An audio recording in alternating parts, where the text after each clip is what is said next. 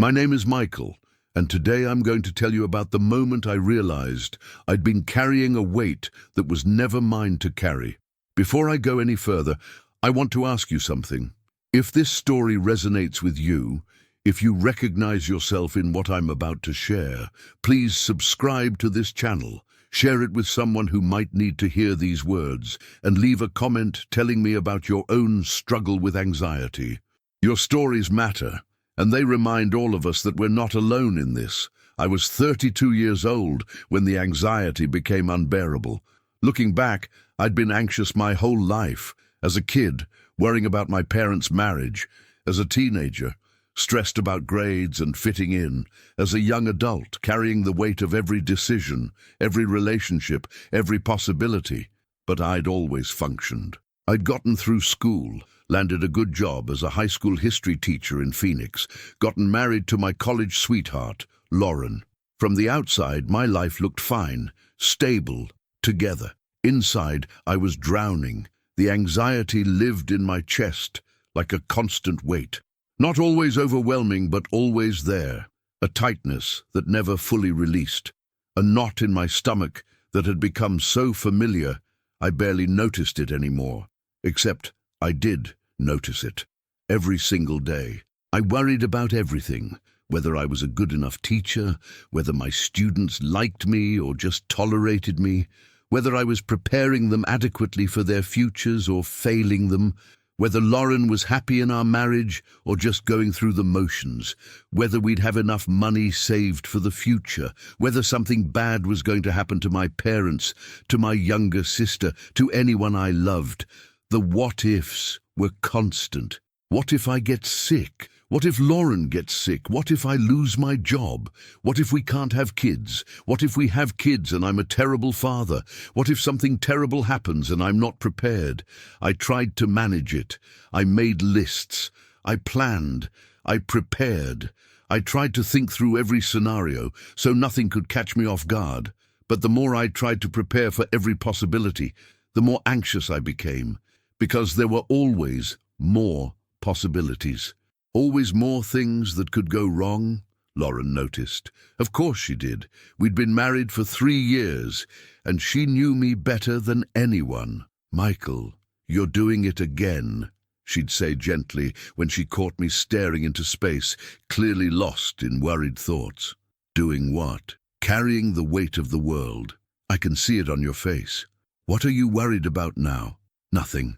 I'm fine." But I wasn't fine, and she knew it. The breaking point came on a Wednesday evening. I was grading papers at our kitchen table, and Lauren was making dinner. It should have been peaceful, our home, our routine, nothing urgent or wrong. But my chest felt so tight, I could barely breathe. The anxiety was pressing down on me like a physical weight. I wasn't worried about anything specific in that moment. It was just there, this constant, crushing presence that made everything feel heavy and impossible. I tried to focus on the papers, a student's essay on the Civil War. Good work, thoughtful analysis. But I couldn't concentrate. My mind was jumping from worry to worry. Did I handle that classroom situation well today? Should I have said something different? What if that student's parents complain? What if I'm not doing enough for the struggling students? What if the standardized test scores are bad and it reflects poorly on me? My hands started shaking. My breathing got shallow. The room felt too small, too hot, too much. "Michael," Lauren's voice seemed far away. "Michael, are you okay?" I looked up at her, and I couldn't hold it in anymore. "No, I'm not okay. I don't know what's wrong with me, but I can't breathe. I can't think. I feel like I'm drowning, and I don't even know why." She was at my side immediately, her hand on my back. "You're having a panic attack. Breathe with me. In and out, in and out." We sat there on the kitchen floor for 20 minutes while she coached me through breathing. Slowly, gradually, the panic subsided, but the weight remained, the anxiety that never left. "How long have you been feeling like this?" she asked. "Always," I admitted. "As long as I can remember, but it's getting worse. I don't know how to make it stop." "Michael, I think you need help, real help. This isn't something you can just push through." I knew she was right. But the thought of asking for help, of admitting I couldn't handle my own mind, felt like another failure, another thing to be anxious about. That night, I couldn't sleep. I lay awake next to Lauren, feeling the weight on my chest, the knot in my stomach. And for the first time in my life, I prayed honestly. I'd grown up going to church. My parents were believers, and I'd said prayers as a kid. But as an adult, faith had become background noise. Something I acknowledged but didn't really engage with. I believed in God theoretically, but I'd never really talked to him, not honestly. But that night, lying in the dark, I didn't know what else to do. God, I whispered, I don't know if you're listening. I don't know if you care about something like anxiety, but I can't carry this anymore. I don't know how. I'm drowning in worry about everything, and I don't know how to stop. If you're real, if you care, I need help. I didn't expect anything, but as I lay there in the quiet, something shifted, not dramatically, not like a lightning bolt, just a thought that came with unusual clarity. Peace comes when you give me your anxiety. I lay still, those words echoing in my mind. Peace comes when you give me your anxiety. It was simple, almost too simple, but something about it felt true in a way I couldn't explain. I opened the Notes app on my phone and typed the words so I wouldn't forget them. Peace comes when you give me your anxiety. I stared at them in the darkness. Give him my anxiety. How? I'd been carrying it so long, holding it so tightly, I didn't know how to let go, didn't even know if I could, but the words stayed with me, and for the first time in months, maybe years, I felt something other than crushing weight. Not peace, not yet, but hope. A tiny sliver of hope that maybe, just maybe, there was another way to live. The next morning, Lauren asked how I'd slept. Not great, but something happened. I prayed, and I think God said something to me. She looked surprised, but interested. What did he say? That peace comes when I give him my anxiety. I showed her the note on my phone. She read it, then looked at me with tears in her eyes. Michael, that's beautiful. But do you know how to do that? How to give him your anxiety? No idea, I admitted, but I think I need to figure it out, because I can't keep living like this. That weekend we went to church. Not the big anonymous megachurch we occasionally attended, but a smaller community church that a colleague had mentioned. It met in a converted storefront, maybe 150 people gathered in folding chairs. The worship music was simple but sincere. And then a woman, the pastor apparently, stood up to speak. Her name was Ruth, and she looked to be in her 50s, with kind eyes and an easy presence. Today I want to talk about anxiety, she began, and I felt like she was speaking directly to me. About the weight we carry, the worries that keep us up at night, the fears that follow us through our days. She talked about how anxiety was like trying to carry a load that was too heavy for human shoulders. How we exhaust ourselves trying to bear weight we were never designed to carry. How God invites us to transfer that weight to Him, not because He doesn't want us to care about things, but because He knows we'll break under burdens we can't sustain.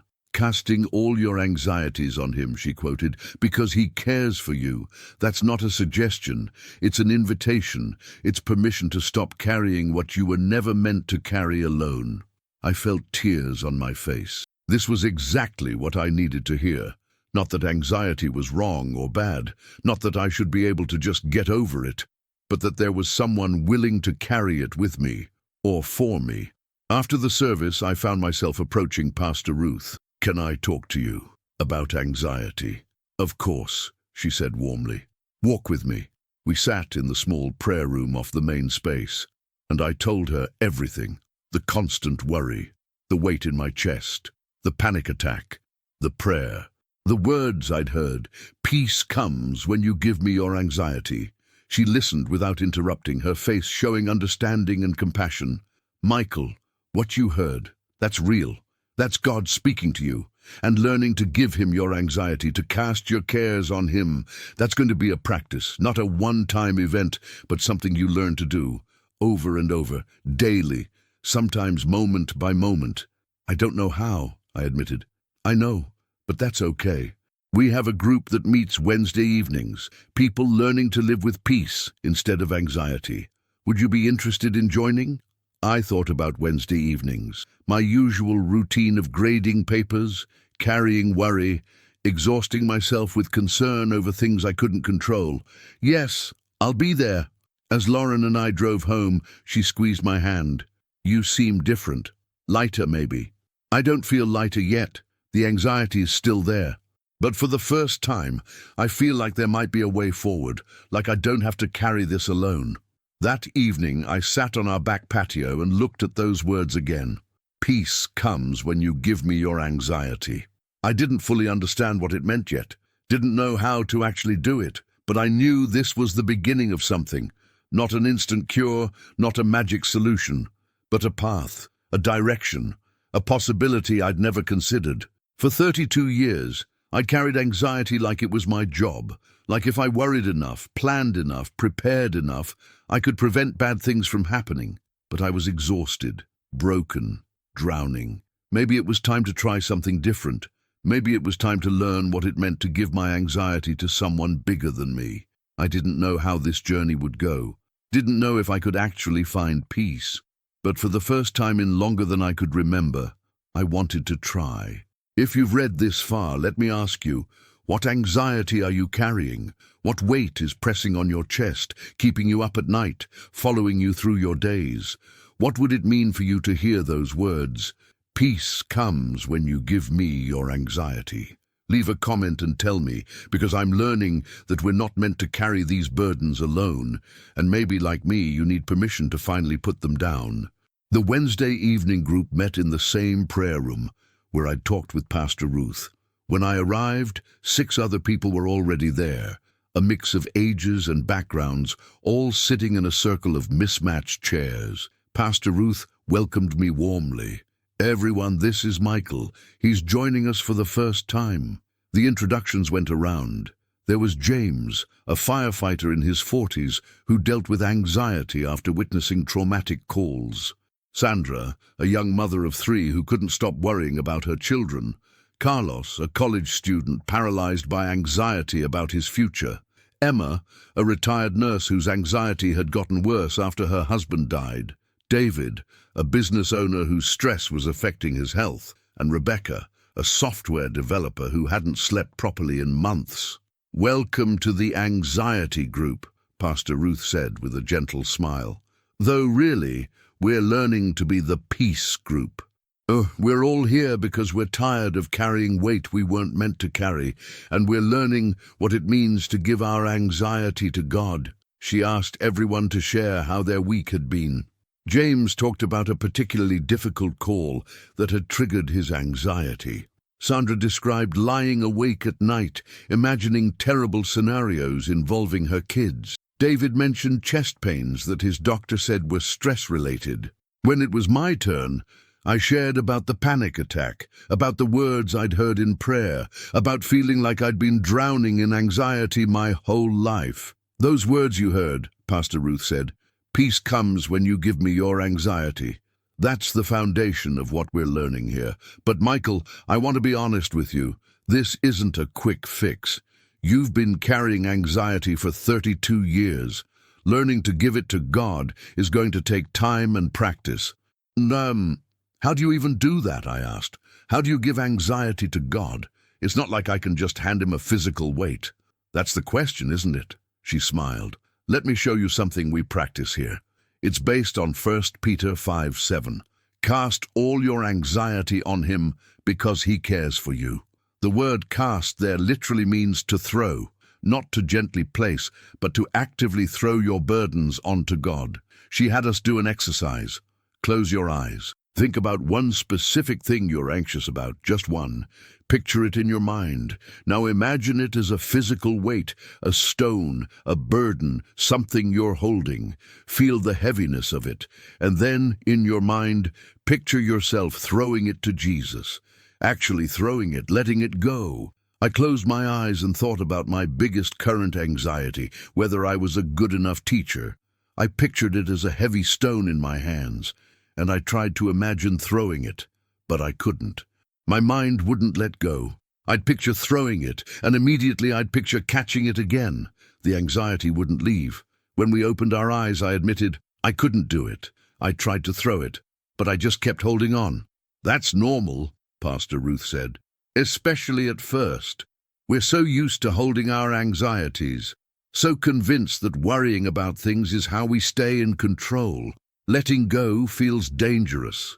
Sandra nodded. I've been coming here for 2 months, and I still struggle with it. Every time I try to give God my worry about my kids, my brain immediately says, but what if something happens, and you weren't vigilant enough? Like if I stop worrying, I'm being a bad mother. That's the lie anxiety tells us, Pastor Ruth explained, that our worry protects people, that our anxiety is useful, but the truth is, worry doesn't prevent bad things from happening. It just exhausts us and steals our peace. Over the next hour, we talked about practical ways to practice giving anxiety to God, saying it out loud. God, I give you my anxiety about writing worries on paper and literally throwing them away as a symbolic act of release. Praying with open hands instead of clenched fists, physically opening our grip as we release our concerns. The key, Pastor Ruth said, is to do it over and over, because anxiety will come back. You give it to God in the morning, and by noon you've picked it back up. So you give it to Him again, and again and again. It's a practice, not a one-time event. After the meeting, Carlos approached me. Hey, I just wanted to say, what you shared about carrying anxiety your whole life. Same. I thought I was the only one who felt like this constantly. Really? You seem so together. He laughed. That's what everyone says, but inside, I'm a mess. Worried about grades, career, money, relationships, everything. Coming here has helped, though, slowly. How long have you been coming?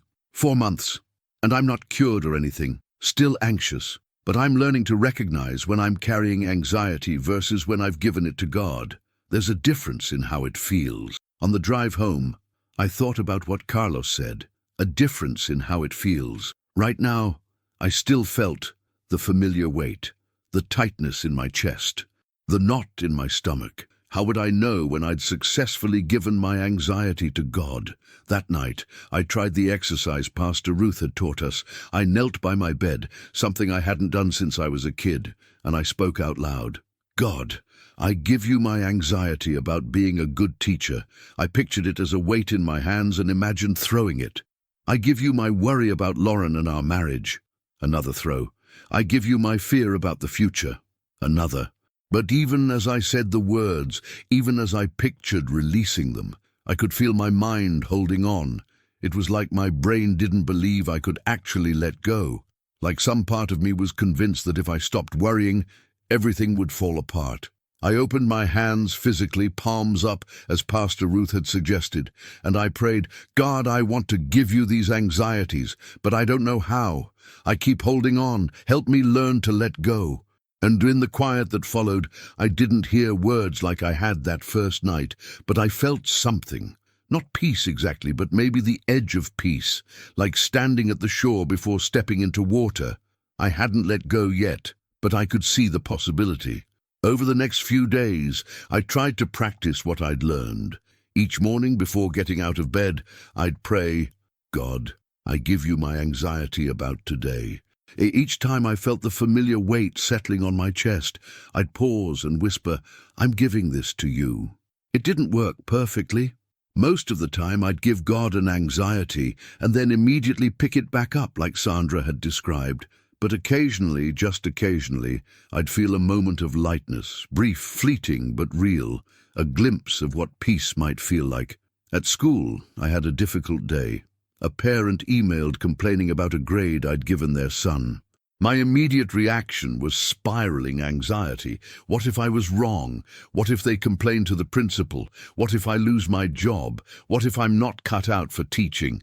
But I caught myself. I was in my classroom during my planning period, and I actually said out loud to the empty room, God, I'm giving you this anxiety. I did my best with the grade. Whatever happens, I'm giving you this worry. And something shifted, not dramatically. The anxiety didn't disappear, but it lessened. Like I'd been carrying a 50-pound backpack and someone had taken 10 pounds out. Still heavy, but more bearable. That Sunday, Lauren and I went back to the church. Pastor Ruth's sermon was about the Sermon on the Mount, specifically the part where Jesus talks about not worrying about tomorrow. Jesus isn't saying you shouldn't plan or be responsible, she explained. He's saying you shouldn't let worry about tomorrow steal peace from today. Therefore, do not worry about tomorrow, for tomorrow will worry about itself. Each day has enough trouble of its own. In other words, deal with today. Give God tomorrow. After the service, Lauren and I talked over lunch. You seem different this week, she observed. A little lighter. I'm trying to give my anxiety to God. Like those words said, it's hard. I keep picking it back up, but I'm trying. I've noticed. You still get anxious. I can see it. But I don't know, you're fighting it differently, not just accepting it as inevitable. She was right. I was fighting differently. Before, I'd tried to fight anxiety by solving every problem, preparing for every scenario, controlling every outcome. Now, I was trying something else, actively choosing to release it to God, to say, this isn't mine to carry. At Wednesday's group, I shared about the parent email and the moment of lessening anxiety. It wasn't peace exactly, but it was less weight. Is that normal? Absolutely, Emma said. That's exactly how it starts. Not instant peace, but gradual lightening, like you're learning to set down a heavy load one piece at a time instead of all at once. Pastor Ruth added, and Michael, I want you to notice something. You said you gave God the anxiety and it lessened. But then what happened? I thought about it. I probably picked it back up later, worried about it again. Exactly. That's the pattern we're breaking. We give God our anxiety, feel relief, then take it back because it feels weird not to worry about it. So we have to practice giving it again and again. Eventually we learn to leave it with God longer before taking it back. David, the business owner, spoke up. It's been 6 months for me, and I'm just now getting to where I can leave an anxiety with God for a few hours before I grab it back. But that's progress. 6 months ago, I couldn't let go for 5 minutes. His words encouraged me. This was going to take time, but it was possible. People in this room were doing it, were learning to live with less anxiety and more peace. That night, I tried something new. I wrote down my top 5 anxieties on a piece of paper. Being a good enough teacher. Lauren being happy in our marriage, our financial future. Something bad happening to my parents or sister. My own adequacy as a person. Looking at the list, I realized these weren't temporary worries. These were the core anxieties I'd carried for years. They weren't going to go away overnight. I folded the paper and held it in my hands, and I prayed, God, these are the anxieties I'm always carrying. I don't know how to fully release them, but I'm asking you to take them, to carry them for me, because I'm tired, so tired. I put the paper in a small box, an old gift box Lauren had given me, and I closed it. A symbolic act of release. These anxieties were in the box now, given to God, not clutched in my hands. The physical act helped. The anxieties didn't disappear from my mind, but there was something about putting them in a box, closing the lid, that made them feel less immediate, less like something I had to solve right this moment. That night I slept better than I had in weeks. Not perfectly. I still woke up a few times, my mind wanting to worry. But each time, I'd think about that box, about the anxieties I'd given to God, and I'd whisper, they're yours now. I'm leaving them with you. And somehow, I'd fall back asleep. In the morning, Lauren noticed. You slept. Actually slept. I did. I still woke up anxious, but I practiced giving it to God instead of holding it, and it helped. She hugged me. I'm proud of you. This is hard work, and you're doing it. I realized something in that moment. I'd spent years trying to manage my anxiety alone, trying to think my way out of it, control my way through it, worry my way to safety. But I'd never tried this, actively giving it to someone else, releasing my grip, trusting that someone bigger could carry what I couldn't. It was still new, still awkward. I didn't fully understand how it worked or why it helped, but I could feel something shifting. Not healing yet, not peace yet, but the beginning of both, the possibility of both. I'd spent 32 years carrying anxiety like it was my job. Maybe it was time to resign from that job. Maybe it was time to let someone else carry the weight while I learned what it meant to live with lighter shoulders. Peace comes when you give me your anxiety. I was starting to understand what that meant. Not instant peace, but gradual peace. Not effortless, but possible. And that was enough to keep trying. 3 weeks into learning to give my anxiety to God, I discovered something uncomfortable. Knowing the practice and actually doing it consistently were two very different things. I'd had good moments, days where I'd successfully release an anxiety and feel genuine lightness, times when I'd catch myself spiraling and redirect to prayer, Wednesday evenings at the group where I'd experience real peace during our time together. But I'd also had plenty of moments where I'd completely forgotten everything I'd learned, where anxiety would grab me and I'd spend hours in its grip before remembering I had tools to use, where I'd give God an anxiety in the morning and have picked it back up before breakfast was over. The third Wednesday group meeting, Pastor Ruth talked about this exact struggle. How many of you have had moments this week where you completely forgot to give God your anxiety, where you carried it for hours before remembering you didn't have to? Every hand went up, including mine. That's normal. You're rewiring decades of patterns. Your default is to carry anxiety. Learning a new default takes time. She paused. But here's what I want you to understand. Every time you remember, even if it's hours later, and choose to give God your anxiety in that moment, you're practicing. You're building the muscle. The gap between picking up anxiety and remembering to release it will get shorter, but it takes repetition. That week, I decided to try something more intentional. I set reminders on my phone. 3 times a day, my phone would buzz with a simple message, "What are you carrying?" It was my prompt to check in with myself, notice what anxieties I'd picked up, and actively give them back to God. The first day, when the 10 a.m. reminder went off, I was in the middle of teaching a lesson on the American Revolution. I glanced at my phone during a moment when students were working independently. What are you carrying? I took inventory. I was carrying anxiety about whether the lesson was engaging enough, worry about a student who seemed distracted, concern about a faculty meeting scheduled for that afternoon. None of it urgent or necessary in that moment, but all of it weighing on me. I excused myself to step into the hallway for just a minute. Standing outside my classroom, I whispered, "God, I'm carrying anxiety about my teaching, about that student, about the meeting.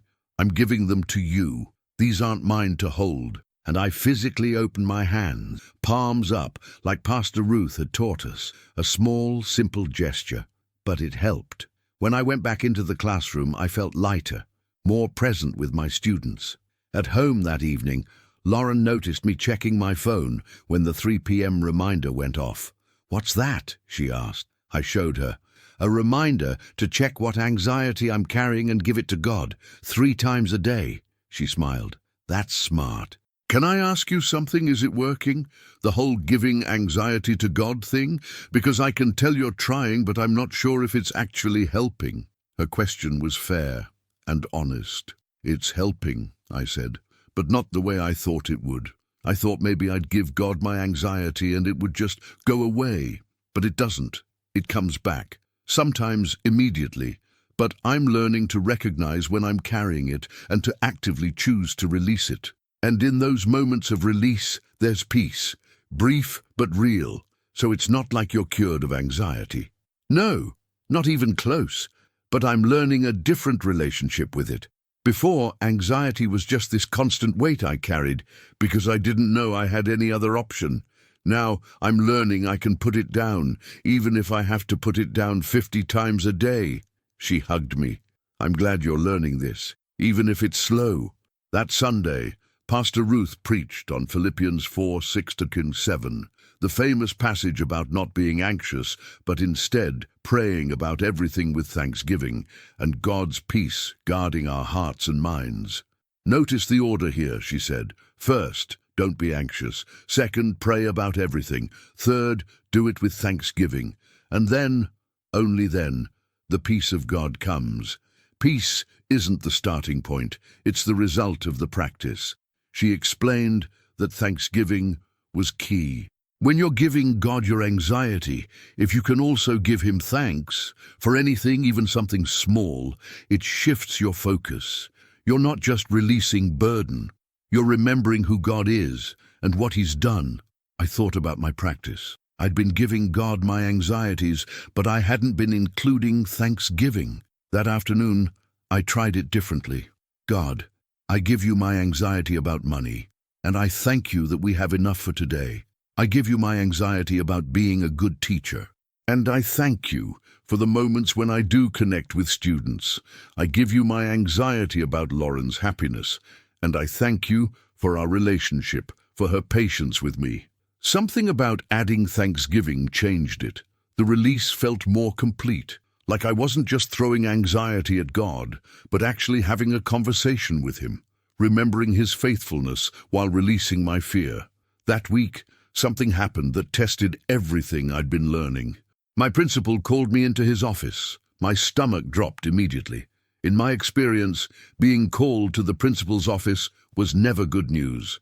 He got straight to the point. Michael, we've had a complaint from a parent about your teaching methods. They feel you're not preparing their son adequately for the AP exam. My anxiety spiked immediately. All my fears about being inadequate as a teacher came flooding in. What if I was failing my students?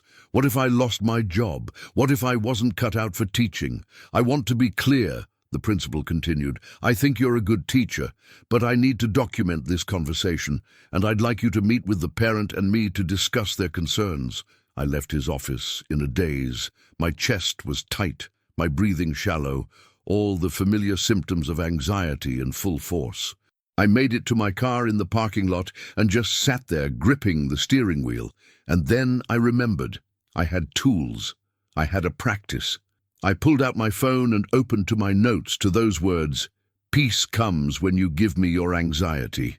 And I prayed, out loud in my car, God, I'm terrified right now. I'm anxious about this complaint, about the meeting, about whether I'm good enough at my job. I want to hold this anxiety, to worry about it, to try to control the outcome. But you said peace comes when I give you my anxiety, so I'm giving it to you. This situation, this fear, this weight, it's yours. I can't carry it. And I thank you that even in this scary moment, you're with me. I sat there, hands open on my lap, consciously releasing my grip. And slowly, not instantly, but gradually, the panic subsided. The anxiety didn't disappear, but it became manageable. I could breathe again. At Wednesday's group, I shared about the complaint and the panic in the car. I almost didn't remember to give it to God. I was so caught up in the anxiety, but I did remember, and it helped. Not perfectly, but it helped. Sandra nodded. I had something similar this week. My daughter fell off the playground equipment at school. She was fine, just scraped her knee, but I spiraled immediately. Every worst-case scenario. And I sat in my car outside the school for 20 minutes in pure panic before I remembered I could give it to God. That's the thing, James added. In crisis, we revert to our default patterns. Our default is anxiety, so we have to practice so much in normal moments that eventually it becomes reflexive even in crisis. Pastor Ruth smiled. That's exactly right. You're building new neural pathways, new default responses, but they only become default through repetition.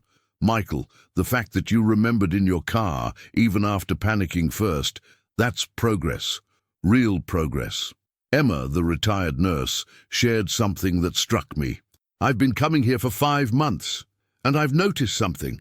I don't have less anxiety in my life, same worries, same fears, but I carry them differently now. Before, anxiety was this heavy weight that defined my whole day. Now, when it comes, I acknowledge it, give it to God, and keep moving. Sometimes it comes back an hour later and I give it to him again, but I'm not drowning in it anymore. Her words resonated. That's what I was experiencing too. Not the elimination of anxiety, but a different relationship with it. Not being defined by it, controlled by it. That evening I had the meeting with the principal and the parent. I'd prepared, but I'd also prayed. Multiple times. Before the meeting, during my planning period, I'd sat in my empty classroom and prayed with open hands. God, I give you this meeting. I give you the outcome. I give you my fear of judgment. Whatever happens, it's yours. The meeting was tense. The parent had concerns, some valid, some based on misunderstandings. The principal mediated fairly. In the end, I agreed to provide some additional resources for the student and to check in more regularly on his progress. Was it my worst fear realized? No, but it wasn't pleasant either. And old Michael would have replayed that meeting for days, analyzing every word, catastrophizing about future implications. New Michael, or rather Michael, who was learning new practices, gave it to God when I got to my car. God, that meeting happened. I can't change it. I did my best. The outcome is yours. I'm leaving it with you. And I drove home. Still felt some anxiety about it, yes, but I wasn't drowning. Lauren asked how it went. I told her honestly. It was uncomfortable, but I survived it, and I'm practicing not replaying it endlessly. How's that going? I've only replayed it about 5 times instead of 500. Progress. She laughed, but kindly. That is progress, real progress. That night I updated my list in the box, my symbolic act of giving anxieties to God. I'd been updating it weekly, adding new worries and crossing off ones that had resolved or that I'd successfully released. I wrote, meeting with parent, outcome unknown, giving this to God, and I put the paper back in the box.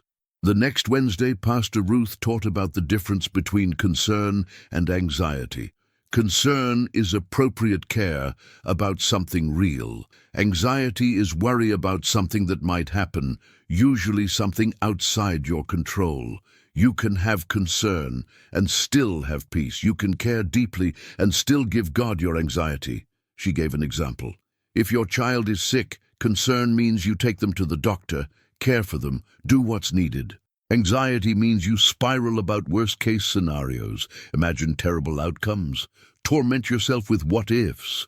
One is appropriate action, the other is suffering over things that haven't happened. I realized I'd been confusing the two. I thought caring about my teaching meant being anxious about it, that loving Lauren meant worrying about our marriage, that being responsible meant carrying constant anxiety. But Pastor Ruth was showing me a different way. I could care without anxious worry. I could be responsible without torturous concern.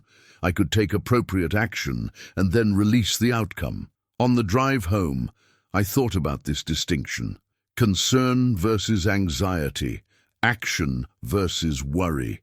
And I realized how much mental energy I'd wasted on anxiety disguised as responsibility. I could be a good teacher and care about my students without carrying constant anxiety about whether I was good enough. I could love Lauren and invest in our marriage without worrying endlessly about whether she was happy. I could be responsible about money without catastrophizing about financial disaster. That night, I prayed differently. God, I give you my anxiety, but help me keep appropriate concern. Help me care well without carrying anxious weight. Help me act responsibly without worrying obsessively. Teach me the difference. 3 weeks in, and I was still learning. Still picking up anxiety moments after I'd given it to God. Still having days where I forgot my practices entirely. Still struggling. But I was changing, slowly, gradually. And for the first time in my life, I could imagine what it might be like to live with less anxiety. Not no anxiety. I was learning that might not be realistic, but manageable anxiety.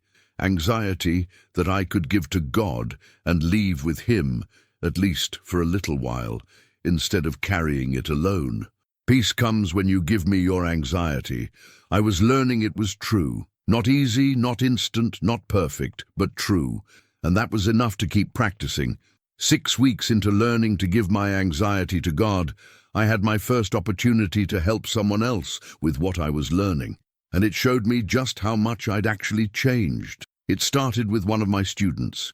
His name was Tyler, a senior in my AP US history class. Bright kid, strong grades, but I'd noticed he seemed increasingly stressed. He'd started showing up with dark circles under his eyes, fidgeting during tests, sometimes staring off into space instead of participating in discussions. One day after class, I asked him to stay back for a minute. "Tyler, is everything okay? You seem stressed lately." He looked at me, and I saw something I recognized immediately, that exhausted, overwhelmed look of someone carrying too much weight. "I'm fine, Mr. Anderson, just a lot going on. College applications, yeah, and SATs, and maintaining my GPA, and my parents are on me constantly about scholarships, and I'm supposed to be deciding my entire future right now, and I don't even know what I want to major in." His voice cracked slightly. "Sorry, I'm fine, just tired." I made a decision in that moment. "Tyler, can I tell you something? I struggle with anxiety, bad anxiety, have my whole life. And what you just described, that feeling of being overwhelmed, carrying too much weight, I know exactly what that's like." He looked surprised. "Really? You always seem so together." I laughed. "I'm learning to manage it, but I'm not naturally together. My wife would confirm that." I paused. "Can I share something with you that's been helping me?" He nodded, and I told him about the practice of giving anxiety to God. Not preaching, just sharing honestly.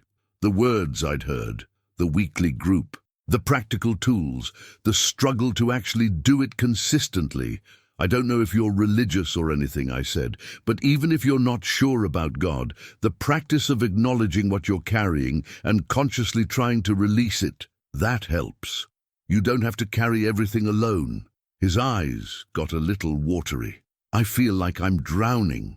Like if I don't worry about everything constantly, something will fall through the cracks and my whole future will be ruined." I know that feeling, but here's what I'm learning. The worrying doesn't actually prevent things from going wrong. It just exhausts you. You can be responsible, work hard, do your best, and also release the outcome. They're not mutually exclusive. We talked for another 10 minutes. I didn't fix anything for him, but I saw his shoulders drop a little, like maybe he'd been given permission to put down some of the weight he'd been carrying.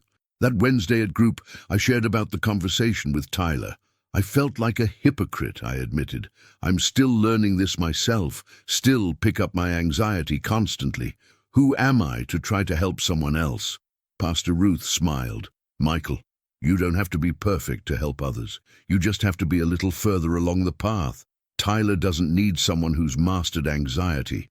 He needs someone who understands the struggle and can show him there's another way." James, the firefighter, added, "I had a similar experience last week. A younger firefighter was clearly dealing with anxiety after a bad call, and I found myself sharing what I've learned here, not as an expert, but as someone who's been there, and it helped him."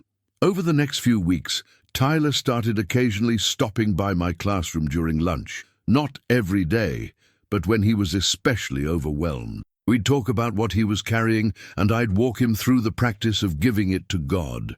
"I'm not religious," he told me once.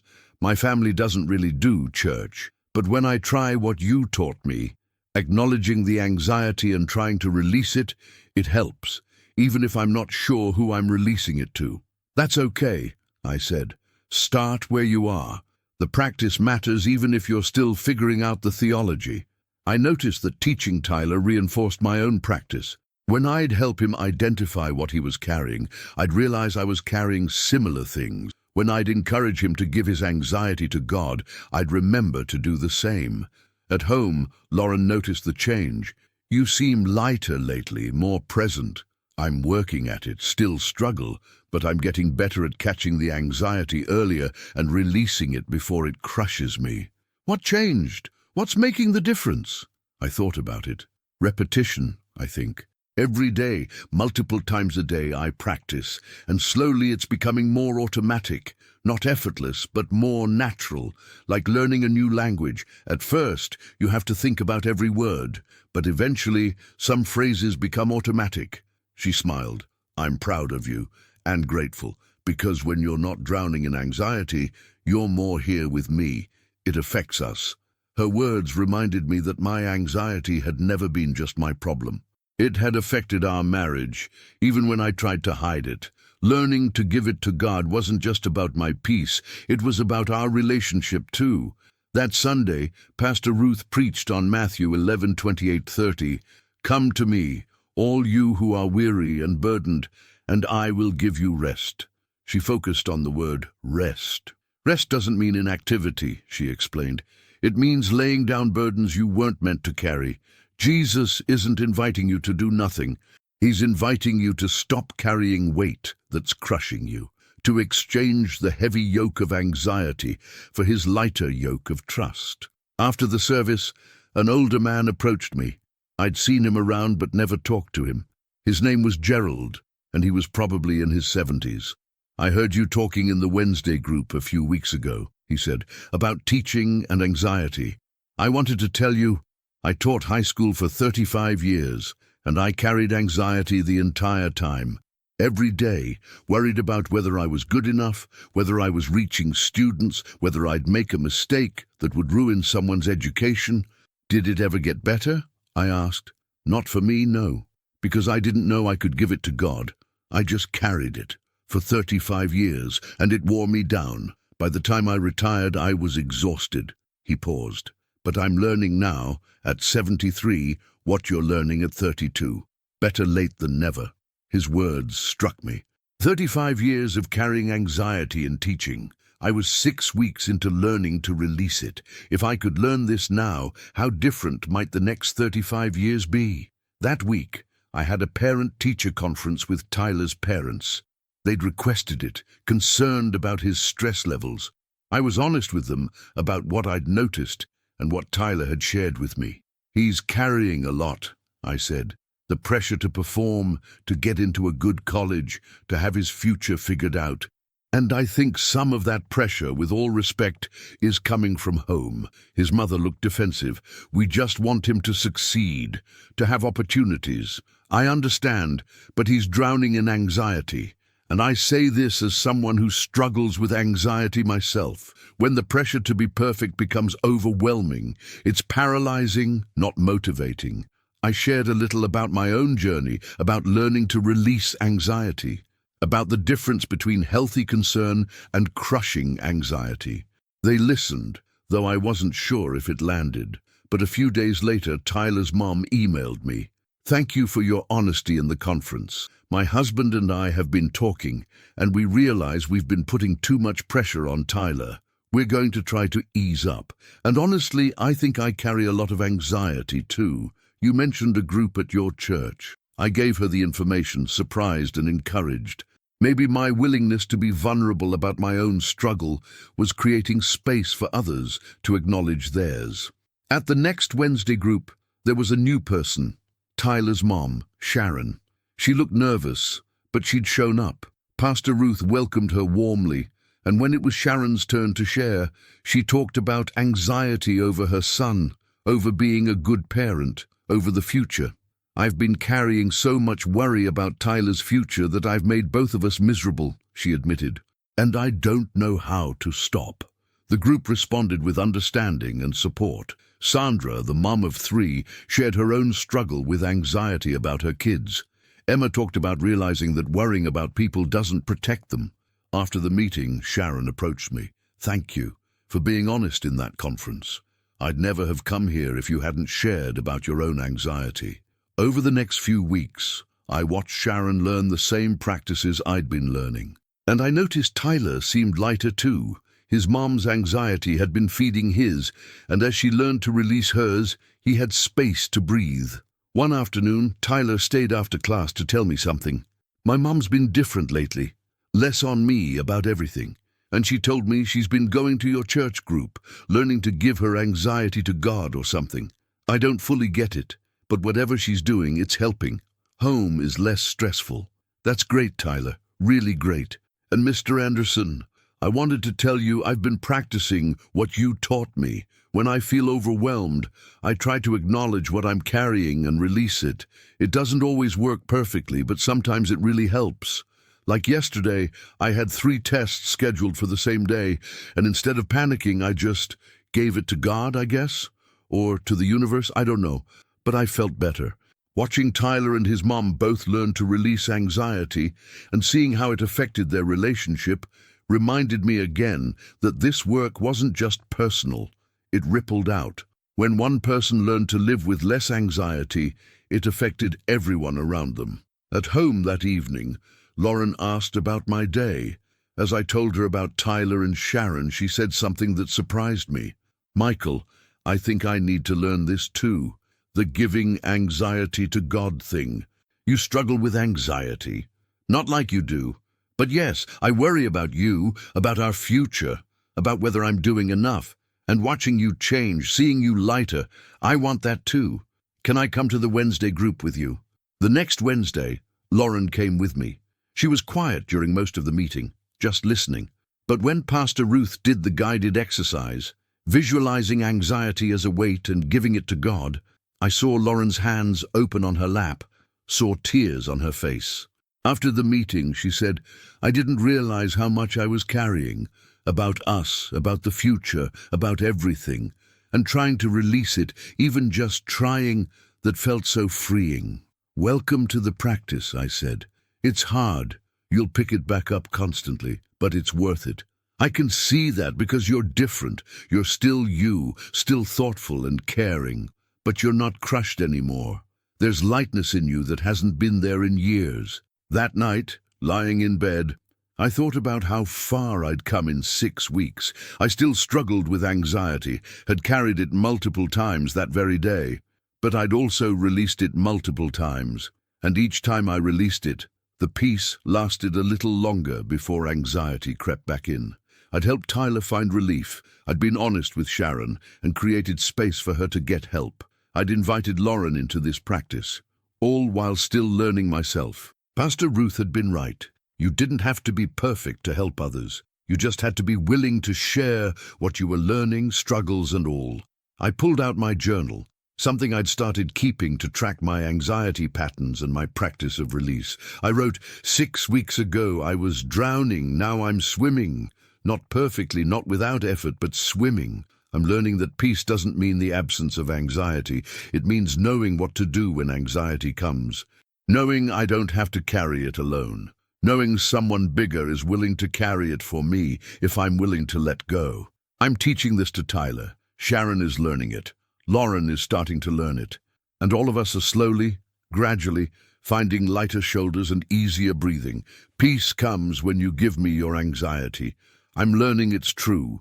Not easy, not instant, not once and done, but true. Profoundly, life-changingly true. I closed the journal and looked at the box where I kept my written anxieties, my symbolic act of giving them to God. It had become a ritual. Every few days I'd update the list, cross off what had resolved, add new concerns, and close the lid, giving them away. The box was physical, but the practice was becoming internal.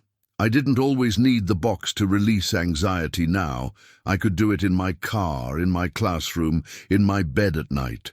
Just a moment of opening my hands and saying, "God, this is yours. I'm giving it to you." 6 weeks in and I was changing. Still anxious sometimes, still struggling sometimes, but changing. And that was enough. 2 months into learning to give my anxiety to God, I faced the biggest test yet. My sister called with news that shattered my carefully built sense of peace. "Michael, I need to tell you something." Rachel's voice was shaking. "I found a lump in my breast. I'm going in for a biopsy tomorrow." The world tilted. My younger sister, 29 years old, healthy, active, full of life, and now a lump that might be cancer. All the anxiety I'd been learning to release came flooding back in a tsunami. What if it's cancer? What if she has to go through chemo? What if it's aggressive? What if we lose her? What if? "Michael, are you there?" "I'm here. Rachel, it's probably nothing. Most lumps are benign." The statistics. I know the statistics, but I'm scared, and I needed to tell you. After we hung up, I sat frozen on the couch. Lauren found me there 20 minutes later, staring at nothing. "What happened?" I told her. And then I broke down completely.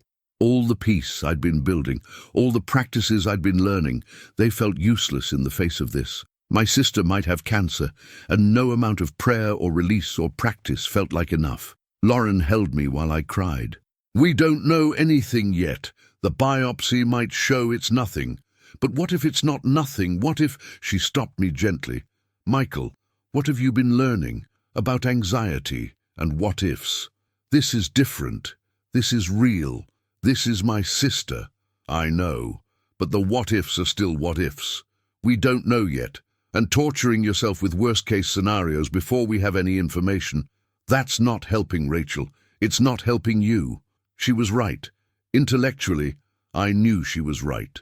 But emotionally, I was drowning. That evening I tried to pray, tried to give God this crushing anxiety about Rachel. But I couldn't. Every time I'd try to release it, my mind would scream, "But she might have cancer! You can't just let go of this! You need to worry about this!" I called Pastor Ruth. It was late, but she answered. "Pastor Ruth, I don't know what to do. My sister might have cancer, and I can't give this to God. I've been practicing for 2 months, but this is too big. I can't let go. Michael, take a breath. Tell me what's happening." I told her everything. Rachel's call, the biopsy, the overwhelming fear, my inability to release it. "Okay," she said calmly. "First, what you're experiencing is completely normal. This is your sister. Of course you're terrified. Of course this feels too big to release. But Michael, this is exactly when you need these practices most. Not because they'll make the fear disappear, but because they'll keep you from drowning in it." "But how? I've tried. I can't let go." "You're trying to let go of your concern for Rachel. That's not what I'm asking you to do. Your concern is appropriate. You love her. You want her to be okay. What I'm asking you to give God is the anxiety, the catastrophizing, the what-ifs, the torture of imagining worst-case scenarios before you have any information." Her words cut through my panic. She was right. I didn't need to stop caring about Rachel. I needed to stop torturing myself with unknowns. "Can I pray with you right now?" she asked. "Please." Over the phone, Pastor Ruth prayed. Not a prayer that everything would be fine. Not a prayer that the lump would be benign, but a prayer that God would be with Rachel, with me, with our family, that he would carry what we couldn't carry, that his peace would guard our hearts and minds even in uncertainty. When we hung up, I felt marginally better, not peaceful, but less like I was drowning. That night, I couldn't sleep. I lay awake, my mind spinning through every terrible possibility. Around 2 a.m., I got up and went to the living room. I pulled out my journal and started writing. "God, I'm terrified. My sister might have cancer, and every instinct in me wants to hold this anxiety, to worry about her constantly, as if my worry could somehow protect her. But you said peace comes when I give you my anxiety, so I'm trying. I'm giving you the what-ifs. I'm giving you the catastrophic scenarios. I'm giving you my inability to control this situation or protect my sister from it. Please carry this, because I can't." I wrote for pages, every fear, every worst-case scenario, every anxious thought. And then I did something physical. I tore the pages out of my journal, folded them up and put them in my box, my symbolic act of giving them to God. It didn't make the fear disappear, but it helped. Like I'd at least set down the weight for a moment, even if I knew I'd probably pick it back up in an hour. The next day was the biopsy. Rachel had asked me not to come. She had friends with her, and she didn't want me to miss work. But I texted her throughout the day. Short messages. Thinking of you, praying for you, love you. At school, I was a mess. I tried to teach, but my mind was elsewhere. During my planning period, I went to my classroom and closed the door. And I did what I'd been practicing. I opened my hands and prayed out loud. "God, Rachel is having her biopsy right now. I can't be there. I can't control the outcome. I can't protect her from this, and I'm terrified. But I'm giving you this terror. I'm giving you this helplessness. I'm giving you this situation. Please be with her. Please carry what I can't carry." My phone buzzed. A text from Tyler. "Mr. Anderson, you okay? You seemed really off in class today." I texted back, "Family stuff." My sister is having a medical procedure. I'm worried. His response, I'm sorry. Are you doing that thing, giving it to God? His question made me smile despite everything. Trying to. It's harder when it's someone you love. I get that. I'll pray for your sister, even though I'm not sure how prayer works. That evening, Rachel called. It's done. The biopsy. Now we wait for results. Should have them in a few days. How are you feeling? Scared. Trying not to think about it, but scared. I'm scared too, but I'm praying, and I'm trying to give God the anxiety instead of just carrying it. How's that working? Honestly, not great.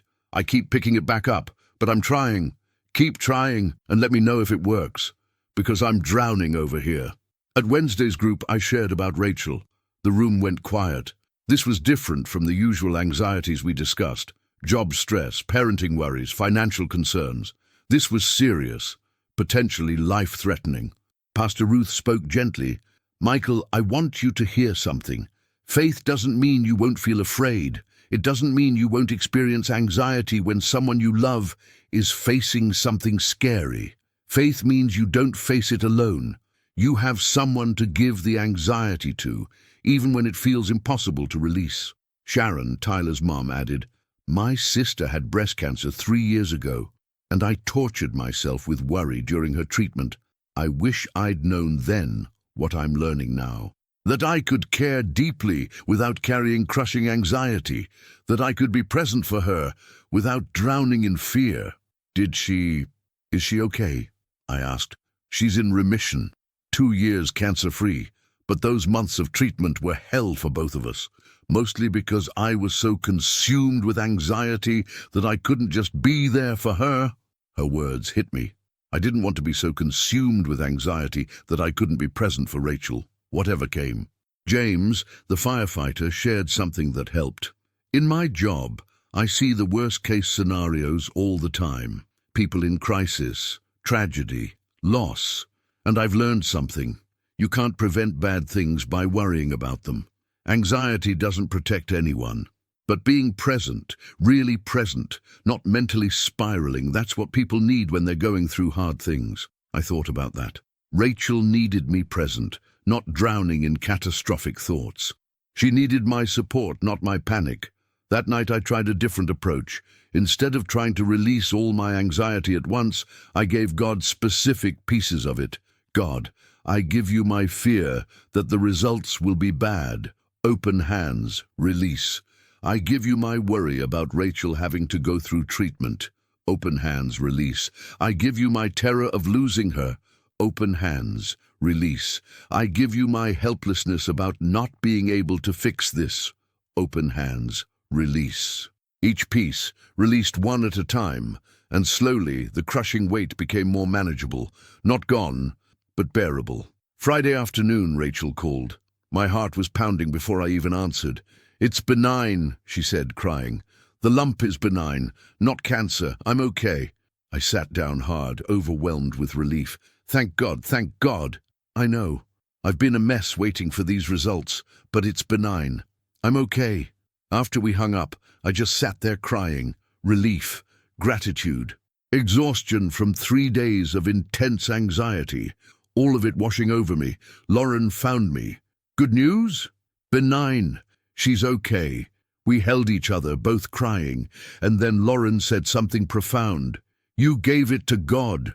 Over and over you gave it to God, and He carried you through it. She was right. I'd given God my anxiety dozens of times over those 3 days. I'd picked it back up dozens of times too. But each time I released it, I'd gotten a moment of breathing room. A moment where I wasn't drowning, and those moments had been enough to get me through. At Sunday service, I found myself overwhelmed with gratitude. Pastor Ruth preached on Psalm 55:22. Cast your cares on the Lord, and He will sustain you. She talked about how sustain didn't mean He'd make everything turn out the way we wanted. It meant He'd hold us up when we couldn't stand on our own. God didn't guarantee Michael's sister would be healthy, she said, and I realized she was talking about me. But He sustained Michael through the waiting, through the fear, through the not knowing. That's what He promises. Not that bad things won't happen, but that He'll sustain us through them. After the service, several people came up to me. They'd been praying for Rachel. They wanted to know the results. And I found myself sharing not just about Rachel being okay, but about how I'd practiced giving the anxiety to God through the whole ordeal. Gerald, the retired teacher, said, 35 years ago, my daughter had a health scare, and I was paralyzed with anxiety. Couldn't eat, couldn't sleep, couldn't function, and I carried it all alone because I didn't know I could give it to God. What you're learning at 32, I wish I'd learned it at 32. But I'm grateful I'm learning it now at 73. That week at Wednesday group, I shared the full story, the terror, the inability to let go, the help from Pastor Ruth, the practice of releasing specific pieces of anxiety, the relief when the results came back benign. But here's what I learned, I said. I couldn't release the anxiety perfectly. I picked it back up constantly. But every time I gave it to God, even if just for a minute, that minute mattered. Those moments of release added up. They kept me from completely drowning. Carlos, the college student, said, that helps me so much, because I keep thinking I'm failing at this because I can't let go and leave it let go. But you're saying even temporary release matters. It does. It really does. Because those moments of breathing room, they make it possible to keep going. Emma, the retired nurse, added, and Michael, I want to point something out. You were able to be there for your sister through this. You texted her, you prayed for her, you supported her. If you'd been completely paralyzed by anxiety, which is where you'd have been 2 months ago, you couldn't have done that. Your practice of giving anxiety to God didn't just help you, it helped her. I hadn't thought about it that way, but she was right. 2 months ago, this would have destroyed me. I would have been useless to Rachel because I'd have been drowning in my own panic. But because I'd been practicing release, I'd been able to show up for her, even while scared. That night I updated my journal. Rachel is okay. The lump was benign. And I survived 3 days of the most intense anxiety I've experienced since starting this practice. I didn't survive it perfectly. I didn't release the anxiety and leave it released. But I released it over and over, moment by moment, and those moments of release kept me breathing. I'm learning that giving God my anxiety isn't a one-time event. It's moment-by-moment practice, especially in crisis, especially when I'm terrified. I give it to him, I pick it back up, I give it to him again. And slowly, gradually, the weight becomes manageable. Peace comes when you give me your anxiety. I proved it this week, not by being perfectly peaceful, but by having moments of peace in the middle of terror. And those moments were enough. Thank you, God, for carrying what I couldn't carry, for sustaining me through the fear, for teaching me that I can release anxiety even when everything in me wants to hold it, for showing me that this practice works even in the hardest moments. I closed the journal and looked at my box, my physical reminder of giving anxiety to God. I'd opened it multiple times during Rachel's ordeal, adding new fears, rereading old ones, symbolically releasing them again and again. The box wasn't magic. The practice wasn't perfect. But it was real, and it was changing how I walked through life. 2 months in, and I'd faced my biggest test. I hadn't handled it perfectly, but I'd handled it differently than I would have before. And that was progress, real, hard-won progress. Peace comes when you give me your anxiety. Even when the anxiety is about someone you love facing something terrifying. Even when every instinct says to hold on. Even when release feels impossible.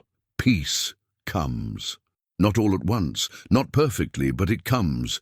Moment by moment, release by release, prayer by prayer. It comes. 3 months into learning to give my anxiety to God, I realized something profound. The practice wasn't just changing how I handled crises. It was changing how I lived every single day. The week after Rachel's good news, I found myself functioning differently. Not perfectly. I still had anxious moments, still carried weight I didn't need to carry, but there was a baseline shift, a fundamental change in how I related to anxiety. Before, anxiety had been like the air I breathed, constant, pervasive, unquestioned. Now I could feel when it was present. I could notice when my chest tightened, when my thoughts started spiraling, when the weight settled on my shoulders, and more importantly, I knew what to do about it. At school, I noticed it during a faculty meeting. The principal was discussing budget cuts and potential staffing changes. Old Michael would have spent the entire meeting catastrophizing. What if I lose my job? What if I can't find another position? What if we can't pay our bills? New Michael, or rather Michael who was learning new practices, caught the spiral starting. And right there in the meeting, while pretending to take notes, I wrote in my notebook, "God, I'm giving you anxiety about job security. Whatever happens, it's yours." And I felt my shoulders drop, my breathing ease. Tyler noticed the change too. He'd started coming to my classroom most days during lunch, and we'd established an unofficial mentorship. One day he said, "Mr. Anderson, you seem different, like more relaxed. Even when stuff is stressful, you're not, drowning in it." I'm still learning, still struggle, but I'm getting better at recognizing anxiety and releasing it instead of just carrying it. Can you teach me more about that? Because I try what you showed me, but I don't think I'm doing it right. Over the next week, during our lunch conversations, I walked Tyler through the practices in more detail. The physical act of opening hands, the importance of thanksgiving alongside release, the distinction between concern and anxiety, the reality that you'll pick anxiety back up and need to release it again and again. It's not about doing it perfectly, I told him. It's about building the habit. Every time you notice you're carrying anxiety and you choose to release it, even if you pick it back up 5 minutes later, you're practicing. You're training your brain that there's another option besides just drowning. He started keeping his own box at home, his version of my symbolic release, and he'd text me occasionally, "Gave God my college anxiety today, picked it back up an hour later, giving it again now." His texts made me smile. He was getting it. The practice wasn't about permanent release.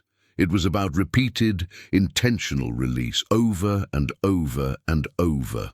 Lauren had been coming to the Wednesday group regularly now, and I watched her go through her own journey. One evening, she shared something vulnerable. "I've been carrying anxiety about our marriage for 2 years, not because anything is wrong, but because I'm terrified something will go wrong, that we'll drift apart, that Michael will decide he doesn't love me anymore, that I'll fail as a wife somehow."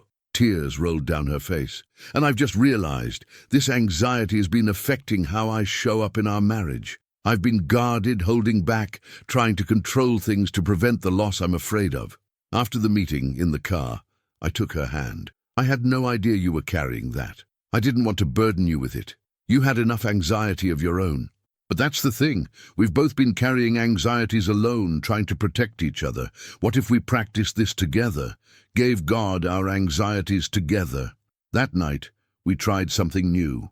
We sat together on our couch and we each shared one anxiety. Just one. I shared about my persistent fear of being inadequate as a teacher. She shared about her fear of our marriage failing. And together, we prayed. Out loud, holding hands, we gave God these specific anxieties. It felt awkward at first. We weren't used to praying together like this, but there was something powerful about it, about being vulnerable with each other and with God at the same time. "Can we do this regularly?" Lauren asked afterward. "Like every night before bed?" We started a new ritual. Every evening before sleep, we'd sit together for just 5 minutes, each share one anxiety, and together we'd give them to God. Some nights it felt profound. Other nights it felt mechanical, but we kept doing it, and I noticed our marriage shifting, more openness, less guardedness, like we were learning to be anxious together and release together, instead of each carrying our fears alone. At the next Wednesday group, Pastor Ruth introduced a new concept. I want to talk about the difference between surrendering anxiety and suppressing it, because they can look similar, but they're completely different. She explained, suppressing anxiety means pushing it down, pretending it's not there, telling yourself you shouldn't feel it. That doesn't work. The anxiety just comes back stronger. Surrendering anxiety means acknowledging it fully, feeling it completely, and then consciously giving it to God. You're not denying the anxiety.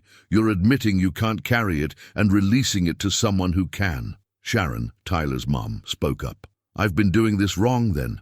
I've been trying not to feel anxious, thinking that's what it means to have faith. But then I feel guilty when the anxiety comes back, like I'm failing at faith. Exactly, Pastor Ruth said.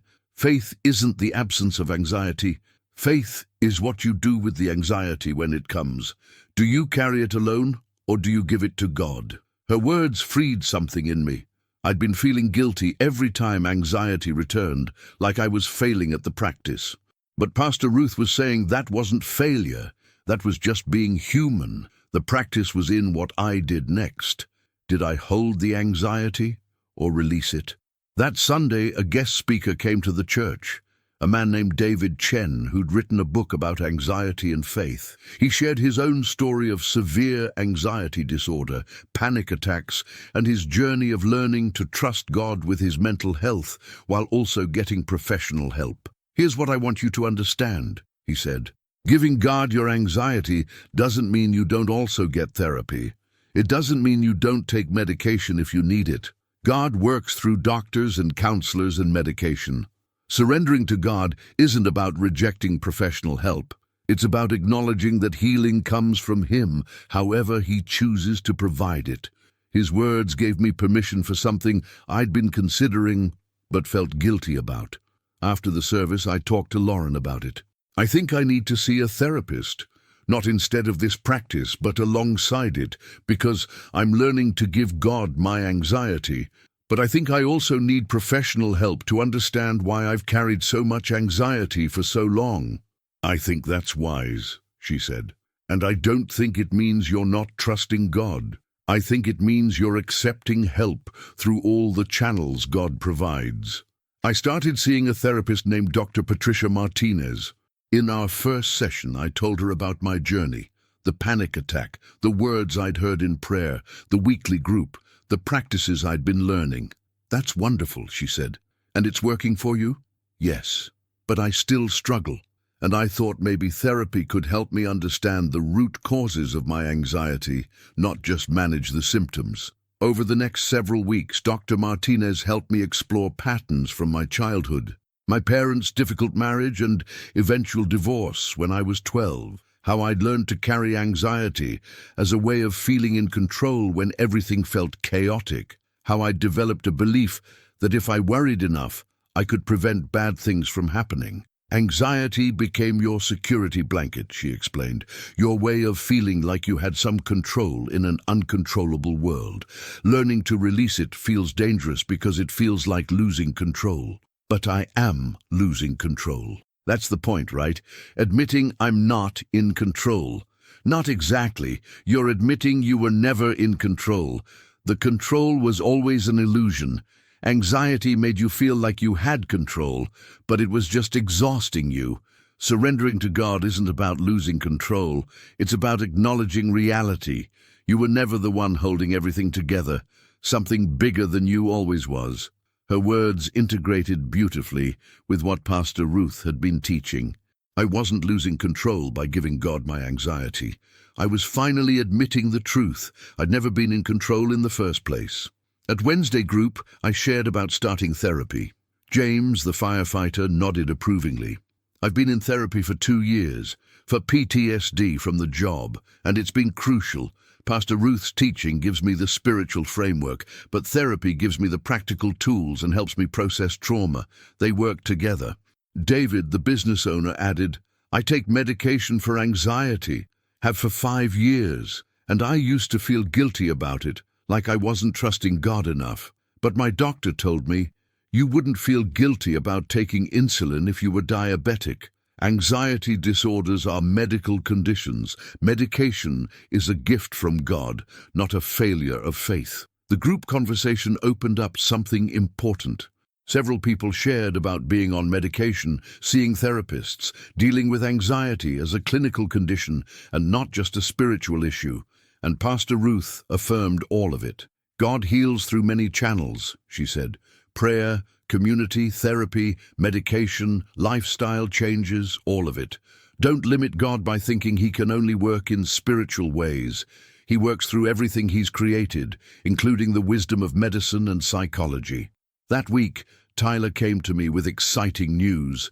"Mr. Anderson, I got into my top choice college. Early decision, full scholarship." "Tyler, that's incredible. Congratulations." "Thanks.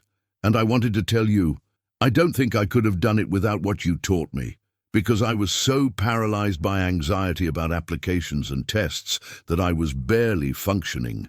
But learning to give that anxiety to God, or to the universe, or whatever, it freed me up to actually do the work instead of just spiraling about it.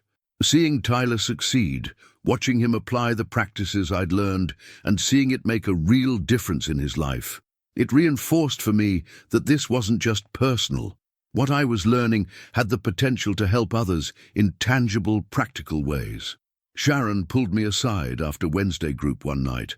"I wanted to thank you again for being honest about your anxiety in that parent conference, because it changed everything for me and Tyler.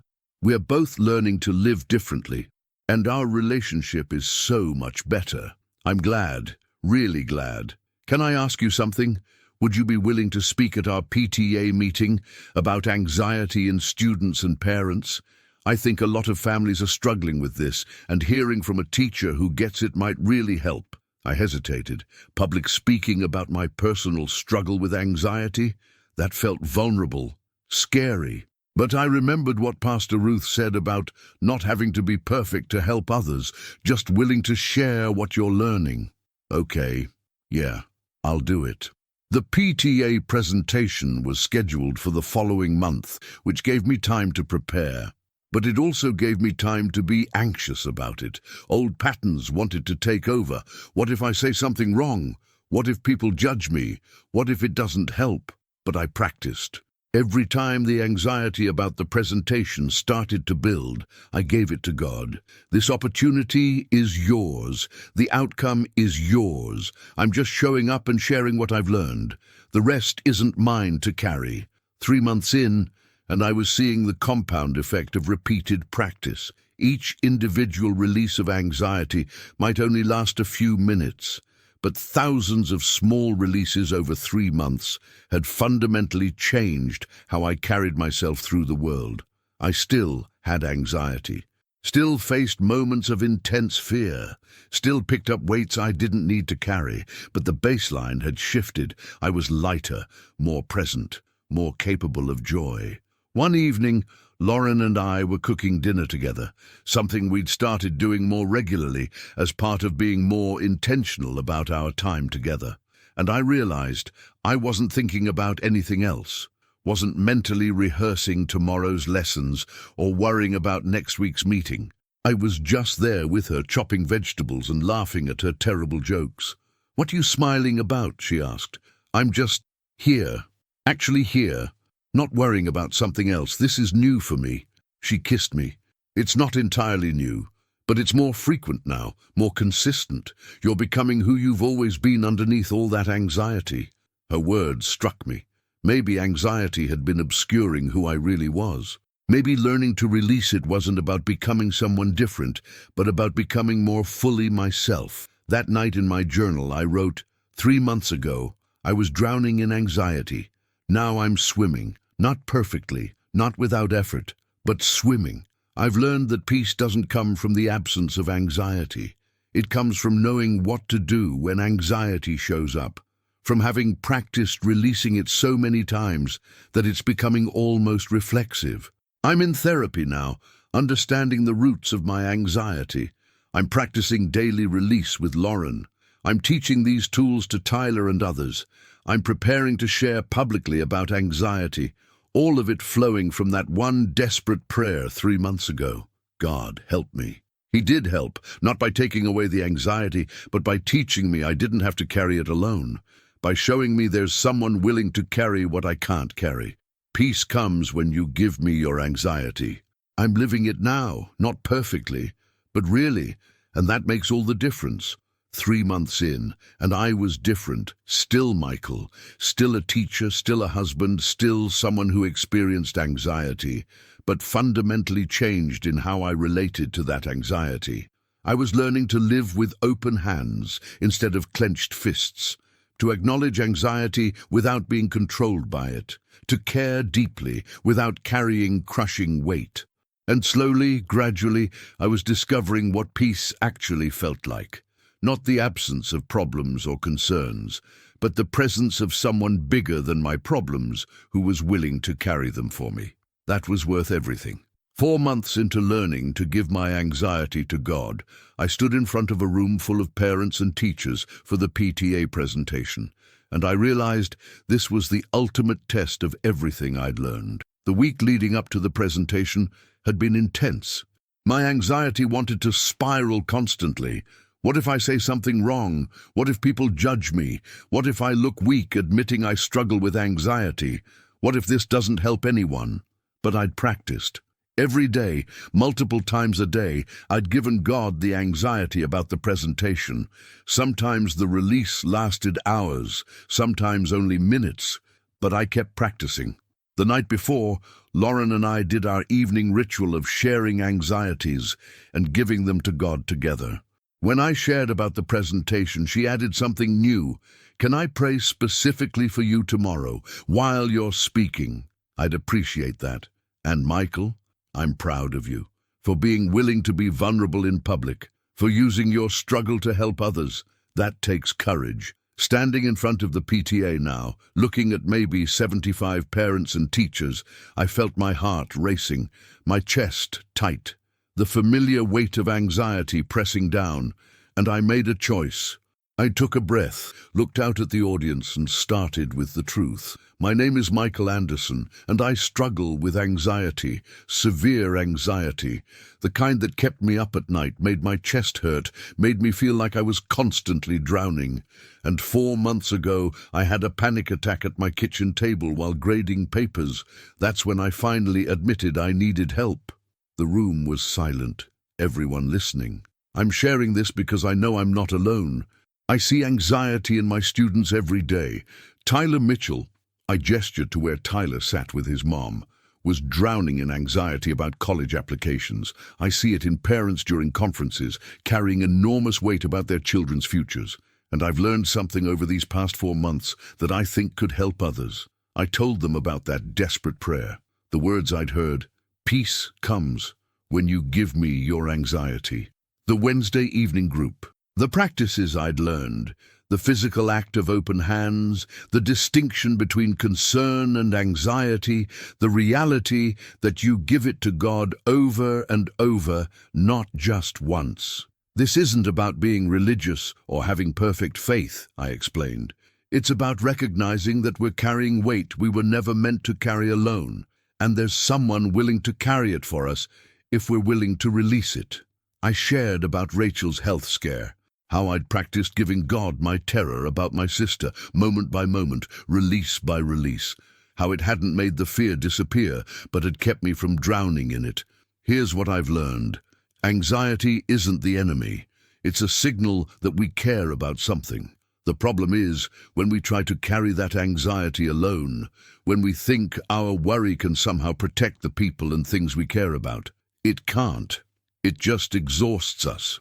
I talked about the difference between concern and anxiety, how you can care deeply, take appropriate action, and still release the weight, how surrender isn't giving up, it's admitting you're not God, and you don't have to carry what God can carry.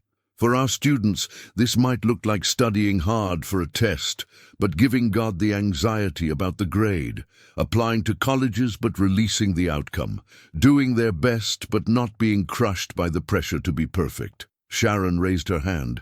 Can you talk about how this changed things for Tyler and me? Because it's made such a difference in our home. Tyler looked embarrassed, but Sharon continued. I was putting so much anxious pressure on my son, constantly worried about his future, making him carry my anxiety on top of his own. When Mr. Anderson shared about his struggle, it gave me permission to admit mine, and learning to give that anxiety to God, it's freed both of us. Tyler added quietly, it's true. Home is different now. Better. Mum's still involved and caring, but she's not drowning me in her worry. Another parent spoke up. I appreciate you sharing this, but I'm not religious. Does this only work if you believe in God? I thought about how to answer. I think the practice of acknowledging what you're carrying and consciously trying to release it, that helps regardless of your beliefs. But for me, knowing there's someone bigger than me who's willing to carry what I can't, that's been crucial.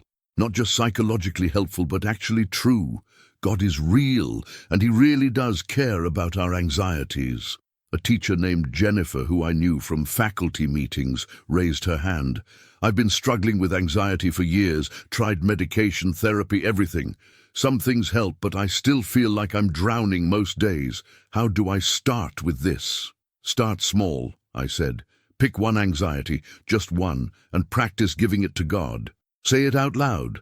God, I give you my anxiety about you. Open your hands physically as a symbol of release. And when you pick it back up, because you will, give it to Him again. You're building a new habit, training your brain that there's another option besides just carrying everything alone. I told them about the Wednesday evening group at my church, about therapy, about medication, about how God works through multiple channels. This isn't instead of professional help, it's alongside it. Healing comes from many sources, and God can use all of them. After the formal presentation, at least a dozen people approached me. Some wanted information about the Wednesday group. Some just wanted to say thank you for being honest. One parent, a single mom, said with tears, I thought I was the only one. I thought I was failing because I'm anxious all the time. Thank you for showing me I'm not alone. Gerald, the retired teacher from church, had come to the presentation. Afterward, he said, 35 years I taught, carrying anxiety every day, thinking it was just part of the job. You're giving these teachers and parents permission to lay down weight they've been carrying for years. That's a gift. Driving home, I felt exhausted but good. The presentation had gone well. People had responded. And I'd practiced what I'd been learning. I'd felt anxious but hadn't let it stop me. I'd given the anxiety to God before, during, and after speaking. Lauren was waiting up for me. How'd it go? Good, really good. People responded. Several want to come to the Wednesday group. I prayed for you the whole time. How did you feel? Anxious, the whole time, but not drowning. I kept giving it to God over and over, and that kept me functional. She hugged me. That's huge. 4 months ago, public speaking about something personal like this would have been impossible for you. She was right. 4 months ago, I could barely handle a parent conference without spiraling afterward. Now I'd just spoken publicly about my struggles to 75 people. That was transformation. Real transformation. The following Wednesday, 3 new people showed up at the group, 2 teachers from my school and a parent from the PTA meeting. Pastor Ruth welcomed them warmly, and we went through the basics of the practice for their benefit. During sharing time, one of the new teachers, Melissa, said, I've been teaching for 8 years, and I've been anxious the entire time. After Michael's presentation, I realized I'd been trying to carry it all alone. I didn't know there was another option. Over the next several weeks, I watched the group grow. The PTA presentation had opened something. People who'd been carrying anxiety silently were now willing to admit it and seek help. By the end of the month, we had to split into 2 groups because too many people were showing up. Pastor Ruth asked if I'd be willing to co-facilitate the second group. You're not an expert, but you're living this. You understand the struggle, and people connect with your honesty about still being in process. I agreed, though the responsibility felt weighty. Me, co-facilitating a group? But Pastor Ruth reminded me of what I'd told Jennifer at the PTA meeting. You don't have to be perfect. You just have to be willing to share what you're learning. The second group included several of my students' parents, a few colleagues, and some people from the broader community who'd heard about it somehow. Co-facilitating forced me to articulate clearly what I'd been learning, which deepened my own understanding. One evening, a woman named Patricia shared about her daughter's severe anxiety disorder. She's 16, and she's been on medication for 2 years. It helps, but she still struggles, and I feel so helpless. I don't know how to help her. I shared about my own therapy, about how Dr. Martinez had helped me understand the roots of my anxiety. Has your daughter worked with a therapist who specializes in anxiety? She sees a counselor at school. It might help to find a therapist who specifically treats anxiety disorders in teens, someone who can teach her cognitive behavioral techniques alongside spiritual practices. And I hesitated, then continued, you could teach her what you're learning here about giving anxiety to God. My students have responded to this. They might not have all the theology figured out, but the practice helps. After the meeting, Patricia thanked me. I've been so focused on fixing her anxiety that I forgot I could give her tools to manage it herself. And I forgot that I'm carrying anxiety about her anxiety. I need to release both, my worry about her and help her release her own worries. At home, Lauren and I continued our evening ritual of sharing anxieties and praying together. But we'd added something new. We'd started doing it in the morning too. Just 5 minutes before starting our days, we'd check in with each other and give God whatever we were carrying. It's changing our whole day, Lauren observed, starting by releasing anxiety instead of just carrying it into everything we do.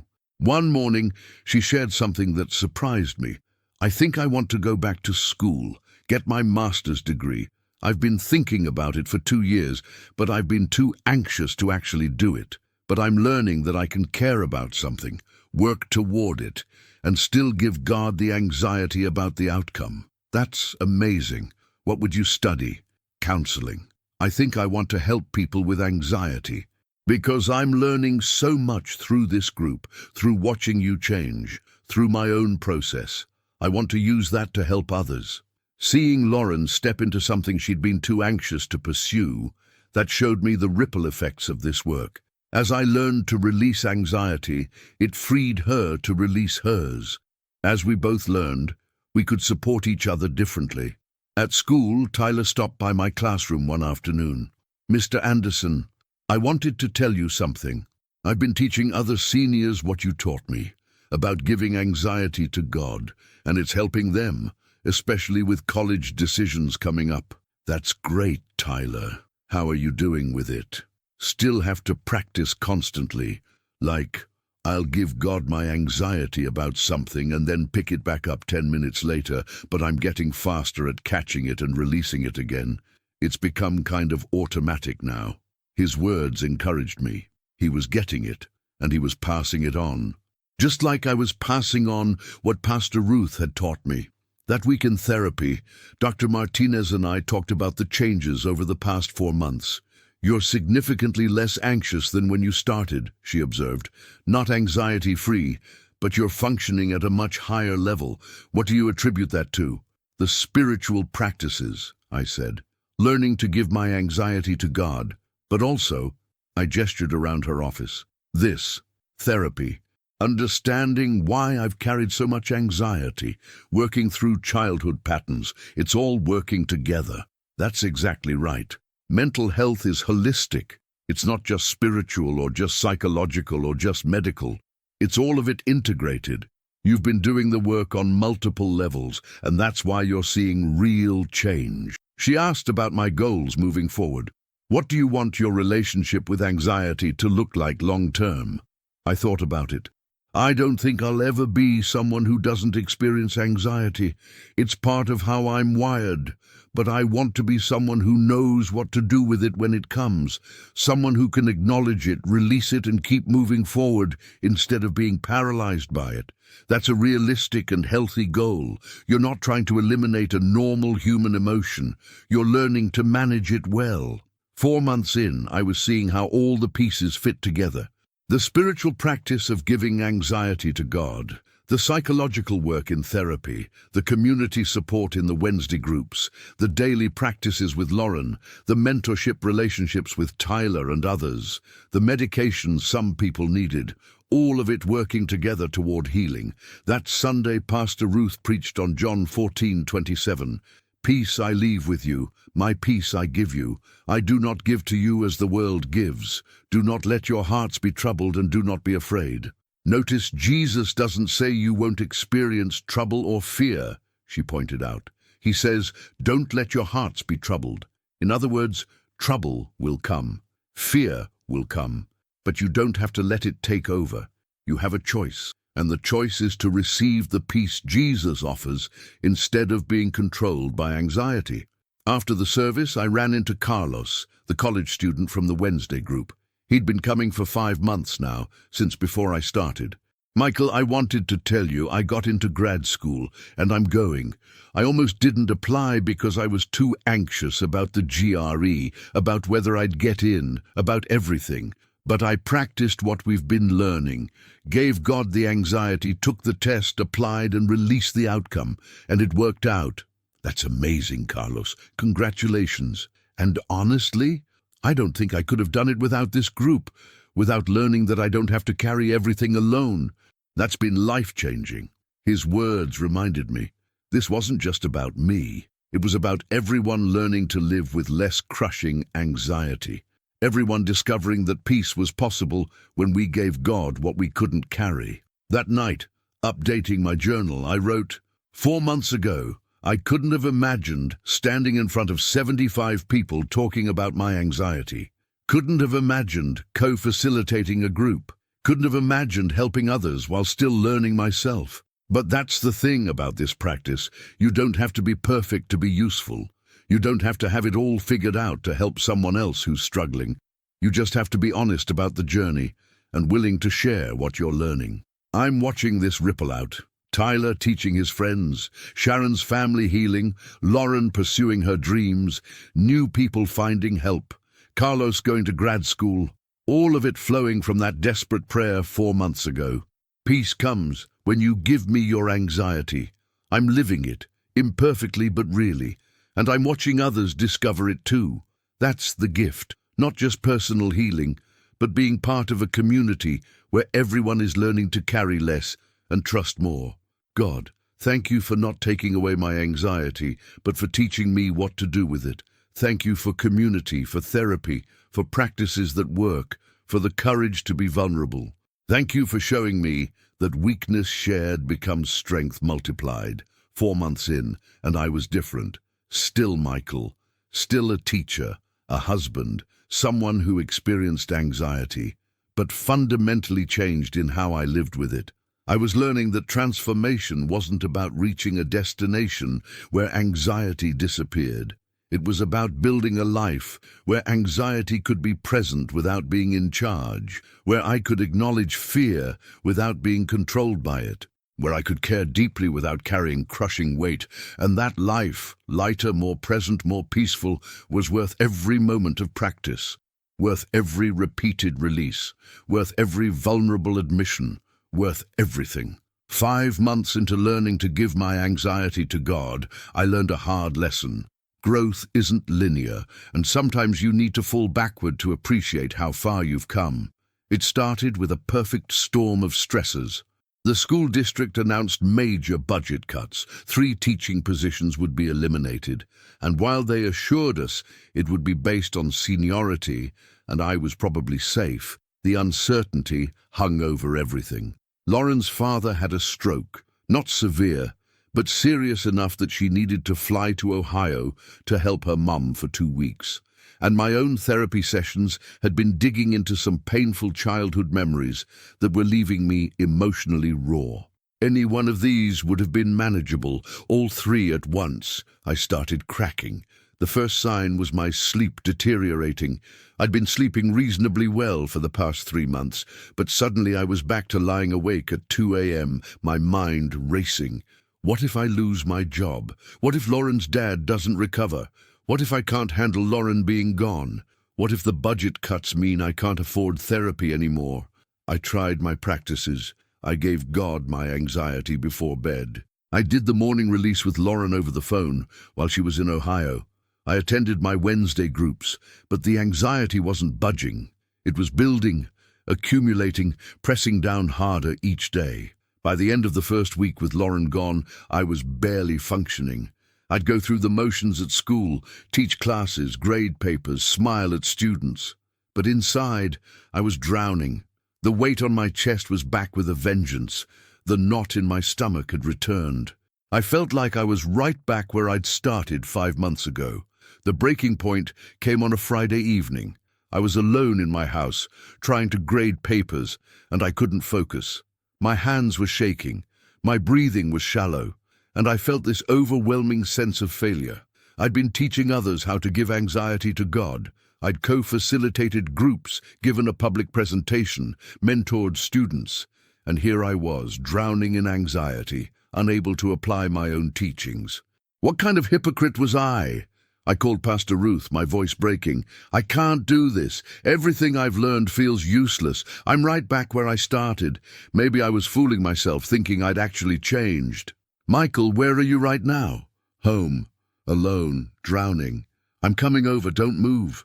30 minutes later, Pastor Ruth was sitting in my living room, and I was telling her everything, how the anxiety had come back, how my practices weren't working, how I felt like a fraud for trying to help others when I couldn't even help myself. She listened without interrupting. Then she said something I wasn't expecting. Michael, you haven't gone backward. You're just dealing with a level of stress that requires more than your basic tools. You learned to swim in a calm pool. Now you're in the ocean during a storm. That doesn't mean you forgot how to swim. It means you need different techniques for storm conditions. But I can't release the anxiety. I try and it just comes right back, stronger, because you're trying to do it alone. In crisis, we need community more than ever. You can't white-knuckle your way through this by yourself. She stayed for 2 hours. We didn't just talk. We prayed together, walked through specific anxieties one by one, and she reminded me of tools I'd learned but forgotten in the panic. The importance of rest.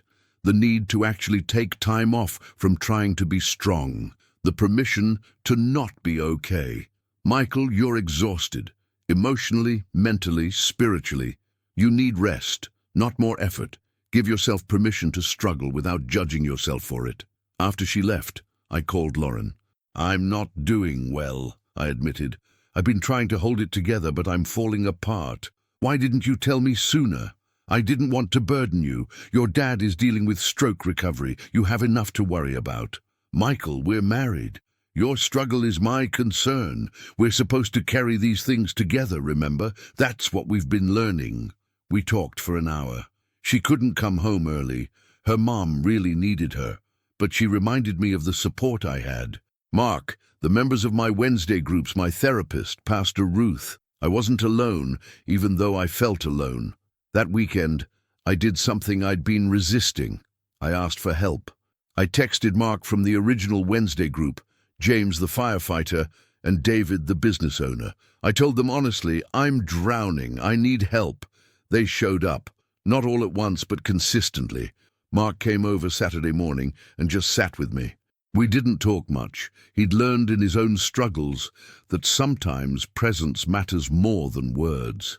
James invited me to go to the gym with him Saturday afternoon. The physical exertion helped, even though my mind still raced. David called Sunday evening, and we talked for an hour about his own setbacks in learning to manage anxiety. I've been doing this for over a year, David said, and I still have weeks where I feel like I'm back at square one. But I'm not. Neither are you. You're just in a storm, and storms pass. At my therapy session Monday, Dr. Martinez noticed immediately. What's going on? You look exhausted. I told her everything.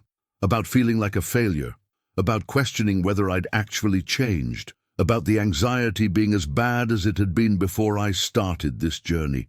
Michael, you're experiencing what we call regression under stress. It's completely normal. When humans are under significant stress, we revert to old coping mechanisms. But here's what's different now.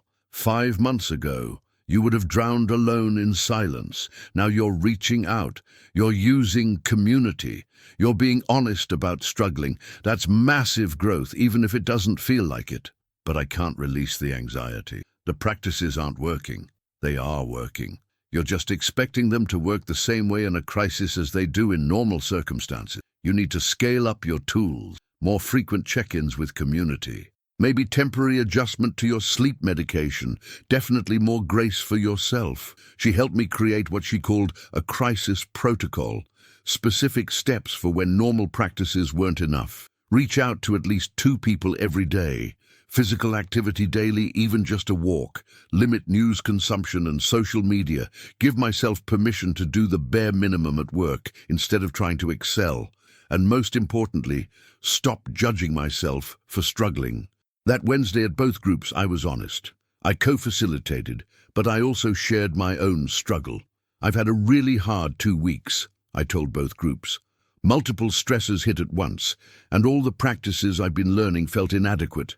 I felt like I'd lost all my progress, like I was right back at the beginning. In the first group, Sandra, who'd been coming since I started, said, "Thank you for sharing that, because I've been having a hard month and I felt like I was the only one. Like everyone else had figured it out and I was failing. But hearing you struggle too, it helps. It makes this feel real." In the second group, Melissa, the teacher who'd joined after the PTA presentation, added, "I think I needed to hear this. I've been putting you on a pedestal, thinking you have it all together. But you're human. You struggle too. That actually gives me more hope, not less, because it means I don't have to be perfect at this." Tyler, who'd been attending the second group occasionally, spoke up. "Mr. Anderson, remember what you told me when I first started learning this? That you'll pick anxiety back up and have to give it to God over and over? This is you doing that. You're practicing what you taught me." His words hit me hard. I'd taught him that setbacks were part of the process, that giving anxiety to God wasn't a one-time event, but a repeated practice. And here I was, living that truth even though it felt like failure. After the second group, Patricia, the mom whose daughter had severe anxiety, approached me. "Can I tell you something? My daughter has been having a really hard time lately, and I've been beating myself up thinking I must be doing something wrong if she's still struggling. But hearing you tonight, a leader, someone we all look up to, admitting you're struggling too, it gave me permission to stop judging myself. We're all just doing the best we can." The second week with Lauren gone was better than the first, though still hard. I used my crisis protocol, reached out to people daily, went to the gym with James 3 times, took walks every evening, limited my screen time, and most importantly, I gave myself grace. I stopped trying to be the person who had it all together, stopped trying to be strong for everyone else. I let myself be human, struggling, imperfect. And paradoxically, that's when things started shifting. Not that the anxiety disappeared, it didn't. The stresses were still there. Job uncertainty, Lauren's dad still recovering, therapy still digging up painful stuff. But I wasn't alone in it anymore. I'd let people in. I'd admitted I needed help, and that made the weight more bearable. Lauren came home on a Tuesday evening, 2 weeks after she'd left. I picked her up from the airport, and she immediately hugged me tight. "You look tired," she said. "I am. It's been a hard 2 weeks, but I survived them." At home, we sat on the couch and I told her everything. The drowning feeling, the sense of failure, Pastor Ruth coming over, the crisis protocol, the community showing up, the groups responding to my honesty. "I'm proud of you," she said, "not for handling it perfectly, but for reaching out, for being honest, for not trying to white-knuckle through it alone." I felt like such a failure, like I'd lost all my progress. "But you didn't. You had a setback under extraordinary stress. That's different. And you used every tool you'd learned. Community, honesty, therapy, reaching out. That's not failure. That's applying what you've learned even when it's hard." Over the next few days, things stabilized. Lauren's dad was improving steadily. The budget cuts were finalized, and my position was safe. And with Lauren home, our evening ritual of giving anxiety to God together resumed. But I was changed by those 2 hard weeks. I'd learned something crucial. Growth wasn't about never struggling again. It was about having tools and community for when you did struggle. About being honest when you were drowning instead of pretending to be fine. About accepting help instead of trying to be strong enough to handle everything alone. At my next therapy session, Dr. Martinez asked, "What did you learn from this setback? That I'm not as far along as I thought I was. Is that really what you learned? Or did you learn that you can handle significant stress and not completely fall apart? That you have a support system you can rely on? that being honest about struggle doesn't make you a failure. She was right. The real lesson wasn't that I'd failed. It was that I'd struggled and survived, that I'd reached out instead of drowning alone, that I'd been honest about my limitations and received help. You know what impresses me? Dr. Martinez continued. 5 months ago, you would have hidden this struggle, pretended everything was fine, carried it all alone until you had another panic attack. But you didn't do that this time. You reached out immediately. You used your community. You were honest in your groups about struggling. That's massive growth, Michael. The following Sunday, Pastor Ruth preached on 2 Corinthians 12, where Paul talks about his thorn in the flesh, and how he begged God to remove it. And God said, "My grace is sufficient for you, for my power is made perfect in weakness." Notice, Pastor Ruth said, God didn't remove the thorn. He didn't take away Paul's struggle, but he gave him grace sufficient for it. His power showed up in Paul's weakness, not in Paul's strength. She looked directly at me as she continued. Some of you have been asking God to remove your anxiety completely, to take away your struggle, and maybe he will someday. But maybe, just maybe, his plan is to give you grace sufficient for it, to show his power through your weakness, to use your struggle to help others who are struggling. After the service, Gerald found me. "Michael, I heard you had a hard couple weeks. I wanted to tell you.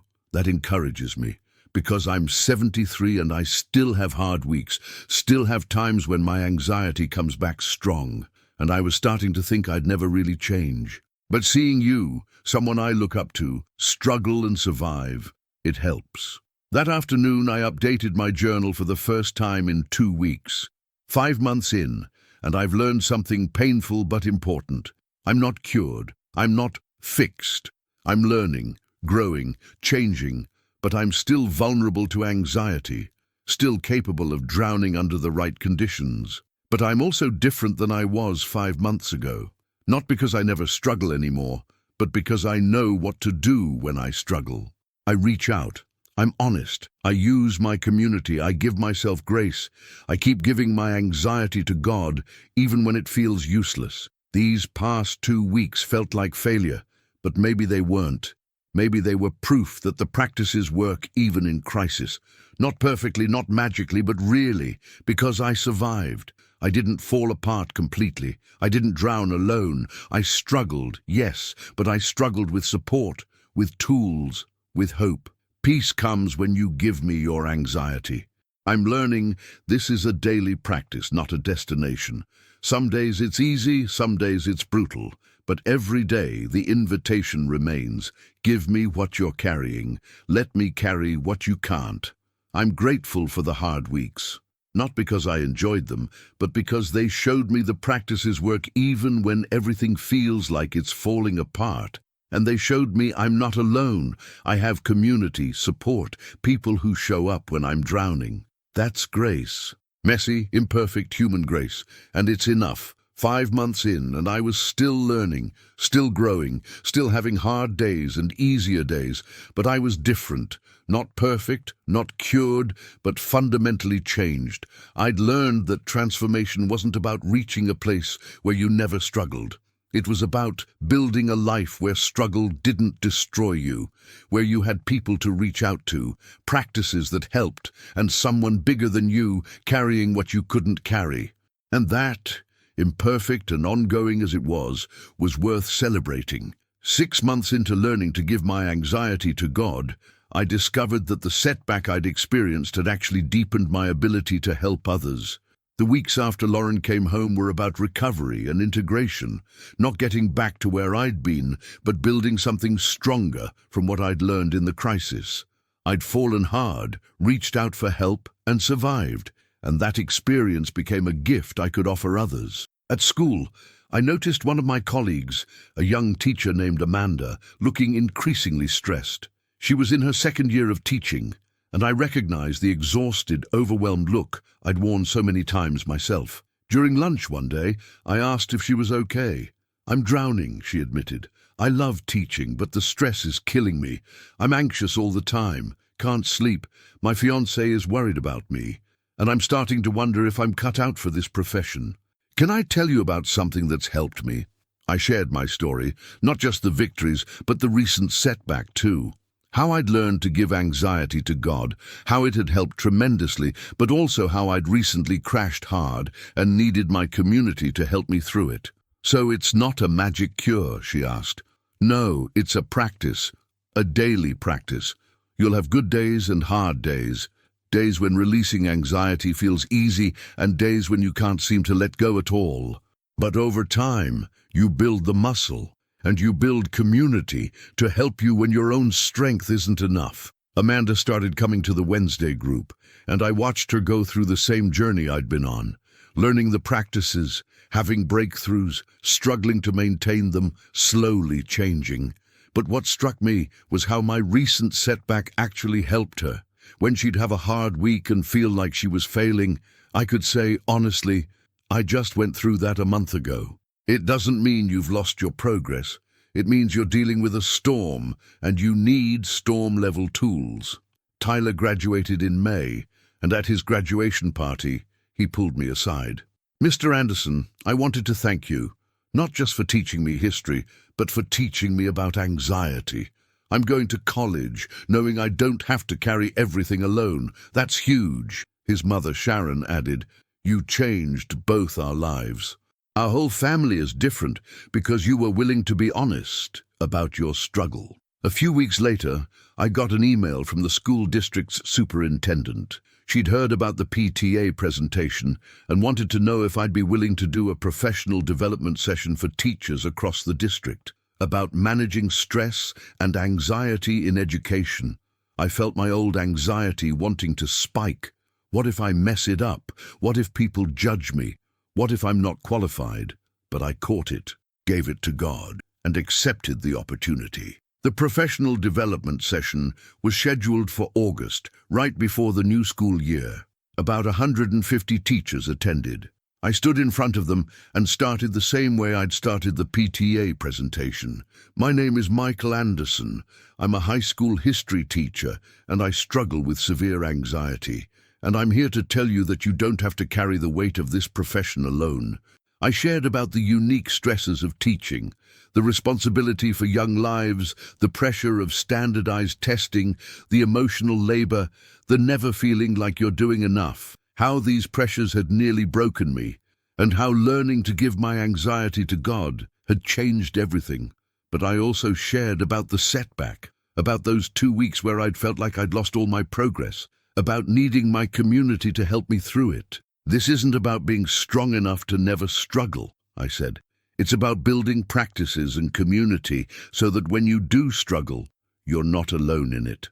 After the session, at least 30 teachers approached me. Some wanted information about the Wednesday groups. Some just wanted to say thank you. One veteran teacher, probably in her late 50s, said with tears, I've been teaching for 30 years, and I've carried anxiety every single day. I thought it was just part of the job. Thank you for showing me there's another way. The Wednesday groups continued to grow. We now had 3 sessions, Tuesday evening, Wednesday evening, and Sunday afternoon, to accommodate everyone. And Pastor Ruth had trained 5 of us, including me, to facilitate. Facilitating forced me to keep learning. Every week someone would ask a question I didn't have a perfect answer for, and I'd have to think deeply about what I'd learned. Every week someone would share a struggle I recognized, and I'd have to articulate what had helped me. One evening, a man named Robert shared about his adult son who struggled with severe anxiety and depression. I feel so helpless. I don't know how to help him, and I'm carrying so much worry about him that it's consuming me. I shared about Rachel's health scare, about how I'd learned to distinguish between appropriate concern and consuming anxiety. You can love your son, support him, encourage him to get help, and still give God the anxiety about his well-being. The anxiety doesn't help him. Your presence, your support, your prayers, those help him. But your worry just exhausts you and doesn't change anything for him. Robert started crying. I've been holding on so tight to the worry, like if I worried enough I could somehow fix him. But I can't. I can't fix him. No, you can't. But you can love him, be there for him, and give God what you can't carry. That's not giving up on him. That's acknowledging your limitations and trusting someone bigger. After the meeting, Robert thanked me. I needed to hear that. I needed permission to let go of what I can't control. At home, Lauren and I had settled into a rhythm. Our morning and evening practice of sharing anxieties and praying together had become as natural as brushing our teeth. Some days we'd share deep, significant anxieties. Other days, just small, everyday worries. But the practice kept us connected and kept us releasing weight instead of accumulating it. Lauren had started her master's program in counseling, and she was thriving. "I'm learning so much," she told me one evening, "and everything we've learned about anxiety, I'm seeing it from the professional side now. The therapy techniques, the cognitive behavioral approaches, all of it aligning with the spiritual practices. You're going to be an amazing counselor." I hope so, because I want to help people the way we've been helped. I want to teach people that therapy and faith aren't opposed. They work together. In therapy with Dr. Martinez, we'd reached a point where sessions were less about crisis management and more about maintenance and growth. "You've done remarkable work over these 6 months," she said. "You're functioning at a completely different level than when you started." I still have anxiety, still have hard days. Of course, but you're not defined by it anymore. You're managing it instead of being controlled by it. That's the goal, not elimination, but healthy management. She asked about my goals moving forward. "What do you want the next 6 months to look like?" "I want to keep deepening these practices, keep helping others, keep growing, but I also want to maintain what I've learned, not just keep pushing for more growth." That's wise. There's a season for intensive growth and a season for consolidation. You've done intensive growth. Now it's time to let that settle in, become part of who you are. One Saturday afternoon, I met Tyler for coffee. He'd finished his first semester of college and was home for winter break. "How's it going?" I asked. "Good. Hard, but good. I've had some anxious moments. About grades, about fitting in, about all of it. But I know what to do now. I give it to God. I reach out to friends. I don't let it paralyze me." "You've found community there?" "Actually, yeah. There's a campus ministry, and they have an anxiety support group, kind of like what you taught me, so I've been going, and it helps." I felt proud of him. He'd taken what he'd learned and carried it with him into his new life. He wasn't anxiety-free, but he was equipped. That was what mattered. In December, Pastor Ruth asked if I'd share my full testimony at the Sunday service. "I think the congregation needs to hear your story. All of it. The struggle, the growth, the setback, the recovery, real transformation, not just a highlight reel." I agreed, though speaking to the whole church, several hundred people, felt daunting. But I'd learned that the anxiety about public speaking was just another thing to give to God. That Sunday, I stood on stage and told my story. From the panic attack at my kitchen table to that desperate prayer to the words I'd heard, "Peace comes when you give me your anxiety." I talked about learning the practices, helping others, having the setback, recovering, all of it. "I'm not here to tell you I've conquered anxiety," I said. "I haven't. I still struggle, still have hard days, but I'm here to tell you that you don't have to carry your anxiety alone. That peace is possible when you give God what you're carrying. Not perfect peace, not constant peace, but real peace, the kind that sustains you even in the middle of storms." After the service, at least 20 people approached me. Some wanted to join the Wednesday groups. Some just wanted to share their own struggles with anxiety. One elderly woman said, "I'm 82 years old, and I've carried anxiety my entire life. I thought it was too late for me to change, but hearing your story gives me hope." "It's never too late," I told her. "One of my friends in the group is 73 and just learning this. Start where you are." That week, I received an email from the school district superintendent.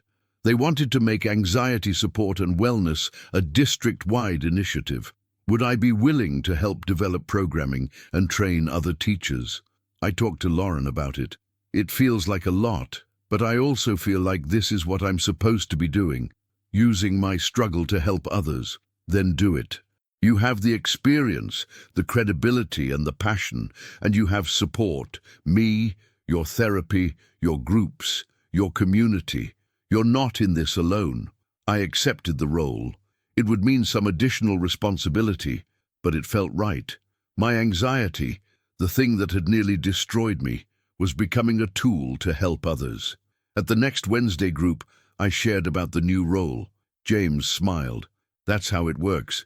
God redeems our struggles, uses them for good. Your anxiety doesn't have to be wasted pain. It becomes useful pain." That night I updated my journal. 6 months ago I was desperate, drowning in anxiety. Didn't know if I could keep living with the constant weight. Now I'm helping train teachers across the district about anxiety management. I'm co-facilitating 3 weekly groups. I'm watching people's lives change as they learn to give their anxiety to God. This isn't because I'm special or because I figured everything out.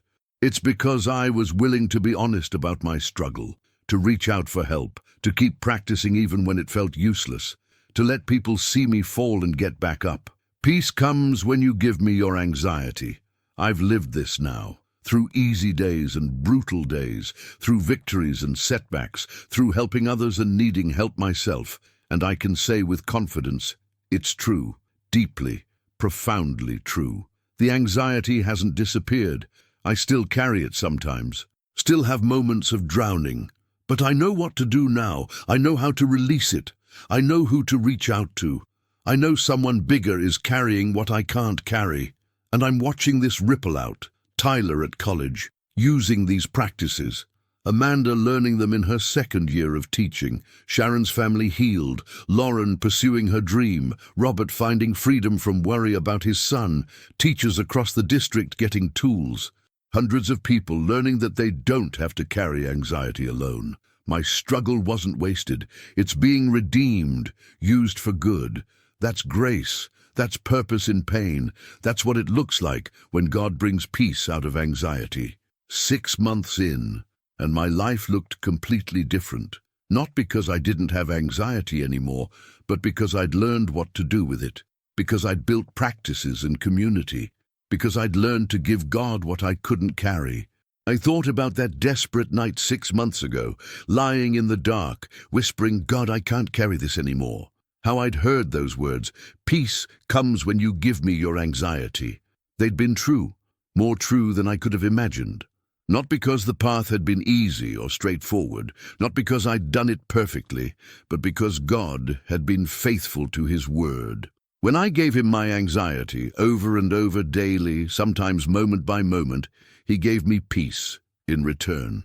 Not the absence of anxiety, but peace in the presence of it, and that had changed everything. 1 year after that desperate prayer in my bathroom at 3 a.m., I stood in the same spot, but everything was different. It was early morning, and I'd woken up naturally, not from anxiety, not from nightmares, just from being rested and ready for the day. I looked at myself in the mirror and thought about the man who'd stood here a year ago, drowning in anxiety, desperate for help. That man had been so tired, so overwhelmed, so convinced that he'd have to carry crushing weight for the rest of his life. And here I was now, still Michael, still a teacher, still someone who experienced anxiety, but fundamentally, profoundly changed. My phone buzzed with a text from Tyler. "1 year ago today, you told me about giving anxiety to God, changed my life. Thank you." I smiled. He was right. It had been almost exactly a year since I'd first talked to him about my struggle. And now he was thriving at college, equipped with tools to manage his anxiety instead of being controlled by it. Lauren came up behind me and wrapped her arms around my waist. "What are you thinking about? How different everything is. A year ago, I was drowning. Now you're swimming," she finished. "Not perfectly, but swimming." We went downstairs and did our morning ritual, the practice that had become as natural as breathing. We sat together with coffee, and we each shared what we were carrying. "I'm anxious about my final exams for my counseling program," Lauren said. "Not overwhelming anxiety, just normal concern, but I'm giving it to God anyway. I'm carrying some worry about the District Wellness Initiative launch next week. A lot of people are counting on it, but I'm giving God the anxiety about the outcome. I've done the work. The rest isn't mine to control." We prayed together, hands open, releasing what we'd named. Some days this practice felt profound. Other days it felt routine. But we kept doing it because it worked. That week at school, I noticed something remarkable. Several teachers, people who'd attended my professional development sessions over the past few months, were different, lighter, more present with their students, and they'd started their own informal support group, meeting weekly to practice giving their anxiety to God. Amanda, the young teacher I'd mentored, stopped by my classroom. "Michael, I wanted to tell you I'm staying in teaching. 6 months ago I was ready to quit, but learning to manage my anxiety instead of being crushed by it, it's changed everything. I love teaching again." "That's amazing, Amanda. And I'm starting a student anxiety support group, teaching them what you taught me, because I see so many kids drowning just like I was. Watching the ripple effects continued to astound me. One person learning to release anxiety, then teaching others who taught others. The multiplication was exponential. My sister Rachel called that afternoon. "Hey, I wanted to tell you, I joined an anxiety support group at my church. After watching what you went through, how you changed, I realized I carry a lot of anxiety too, and I'm learning to give it to God." "Rachel, that's huge." "It is. And I keep thinking, if that lump had been cancer, if I'd actually had to go through treatment, your anxiety would have consumed you. But because you'd learned to release it, you were able to be there for me. That's a gift, not just to you, but to everyone who needs you." That evening I went to the Wednesday group, the original one I'd been attending for a year now. Looking around the room, I saw how much had changed. James still came, and David and Emma, but there were dozens of new faces too. People who'd heard about the group from friends, from my presentations, from word of mouth. Pastor Ruth asked me to share my testimony, the full year's journey. I stood in front of the group and told the story from the beginning. 1 year ago tonight, I came to this group for the first time. I'd just had a panic attack. I'd prayed desperately for help, and I'd heard words that changed my life. "Peace comes when you give me your anxiety." I talked about learning the practices, about the early struggles, about Rachel's health scare, about helping Tyler and Sharon, about the PTA presentation, about the setback when I felt like I'd lost all my progress, about recovery and growth, about watching it ripple out to hundreds of people. I'm not standing here to tell you I've conquered anxiety. I haven't. Just yesterday, I felt anxious about 3 different things, but I gave them to God, over and over throughout the day, and by evening I had peace. Not because the anxious situations went away, but because I wasn't carrying the weight of them alone. I paused, looking at all the faces. If you'd told me a year ago that I'd be co-facilitating 3 weekly groups, speaking to hundreds of teachers, helping develop a district-wide wellness initiative, I wouldn't have believed you. Because a year ago, I could barely function. But God took my desperate prayer seriously.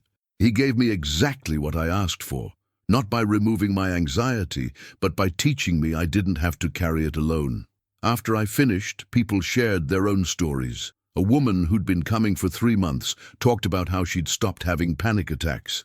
A man who'd joined after hearing my testimony at church shared about his marriage healing as he learned to release anxiety. A college student talked about managing school stress without drowning. Each story reminded me, this wasn't just about me. It was about a community learning together, supporting each other, watching God redeem our struggles. Gerald, the retired teacher, approached me afterward. "Michael, I've been coming to this group for almost a year now. I'm 74 years old, and for the first time in my life, I'm living with less anxiety. Not no anxiety, but manageable anxiety. At 74, I'm finally learning what you learned at 32.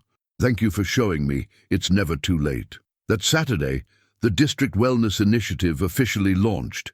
It was a comprehensive program I'd helped develop. Professional development for all teachers, support groups in every school, resources for managing stress and anxiety, partnerships with mental health professionals. The superintendent introduced me at the launch event. Michael Anderson has turned his personal struggle with anxiety into a resource for our entire district. Because he was willing to be vulnerable, to share his story.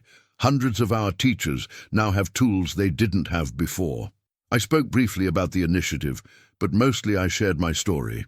Again, because I'd learned that my story, honest, messy, ongoing, was what helped people most. After the event, dozens of teachers approached me.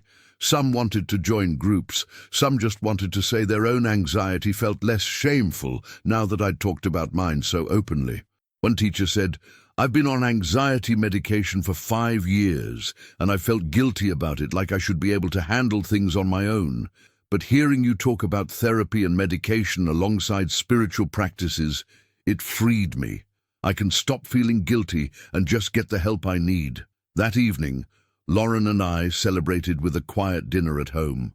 "I'm proud of you," she said, "not just for what you've accomplished, but for who you've become through this." Who have I become?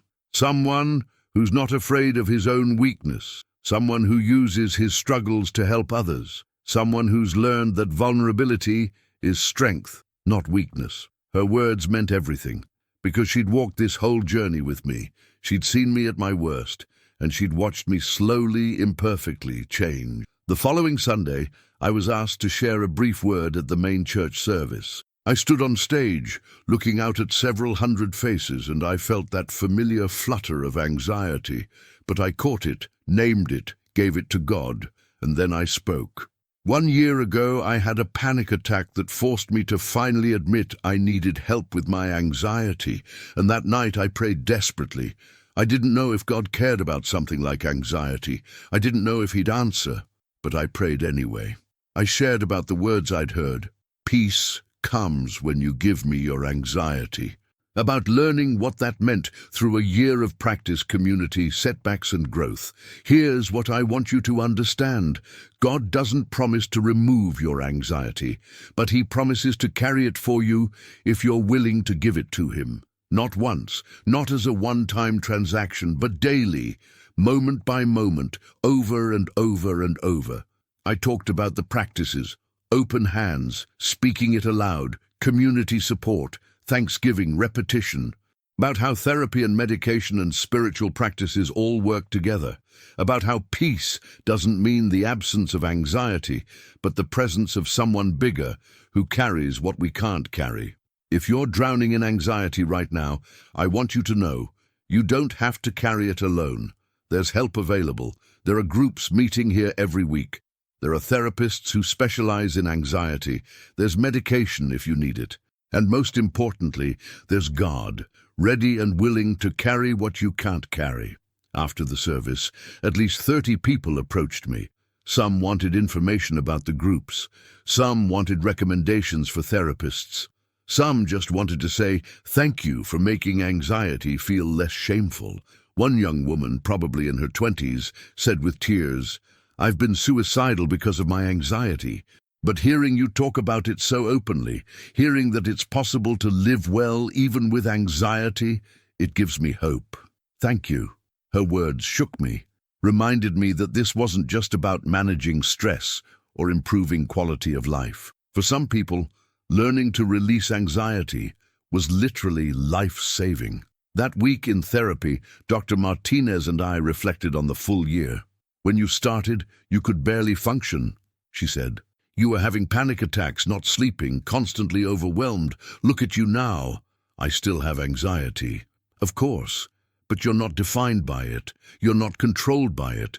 You've built a life where anxiety can be present without being in charge. That's remarkable transformation." "Do you think I'll always struggle with anxiety?" "Probably. It's part of your wiring. But you've learned to manage it so well that it doesn't limit you anymore. You're doing meaningful work. You have a strong marriage. You're helping hundreds of people. The anxiety is still there, but it's not stopping you." She was right. The anxiety hadn't disappeared. I'd felt it just that morning, worried about a difficult conversation I needed to have with a struggling student's parents.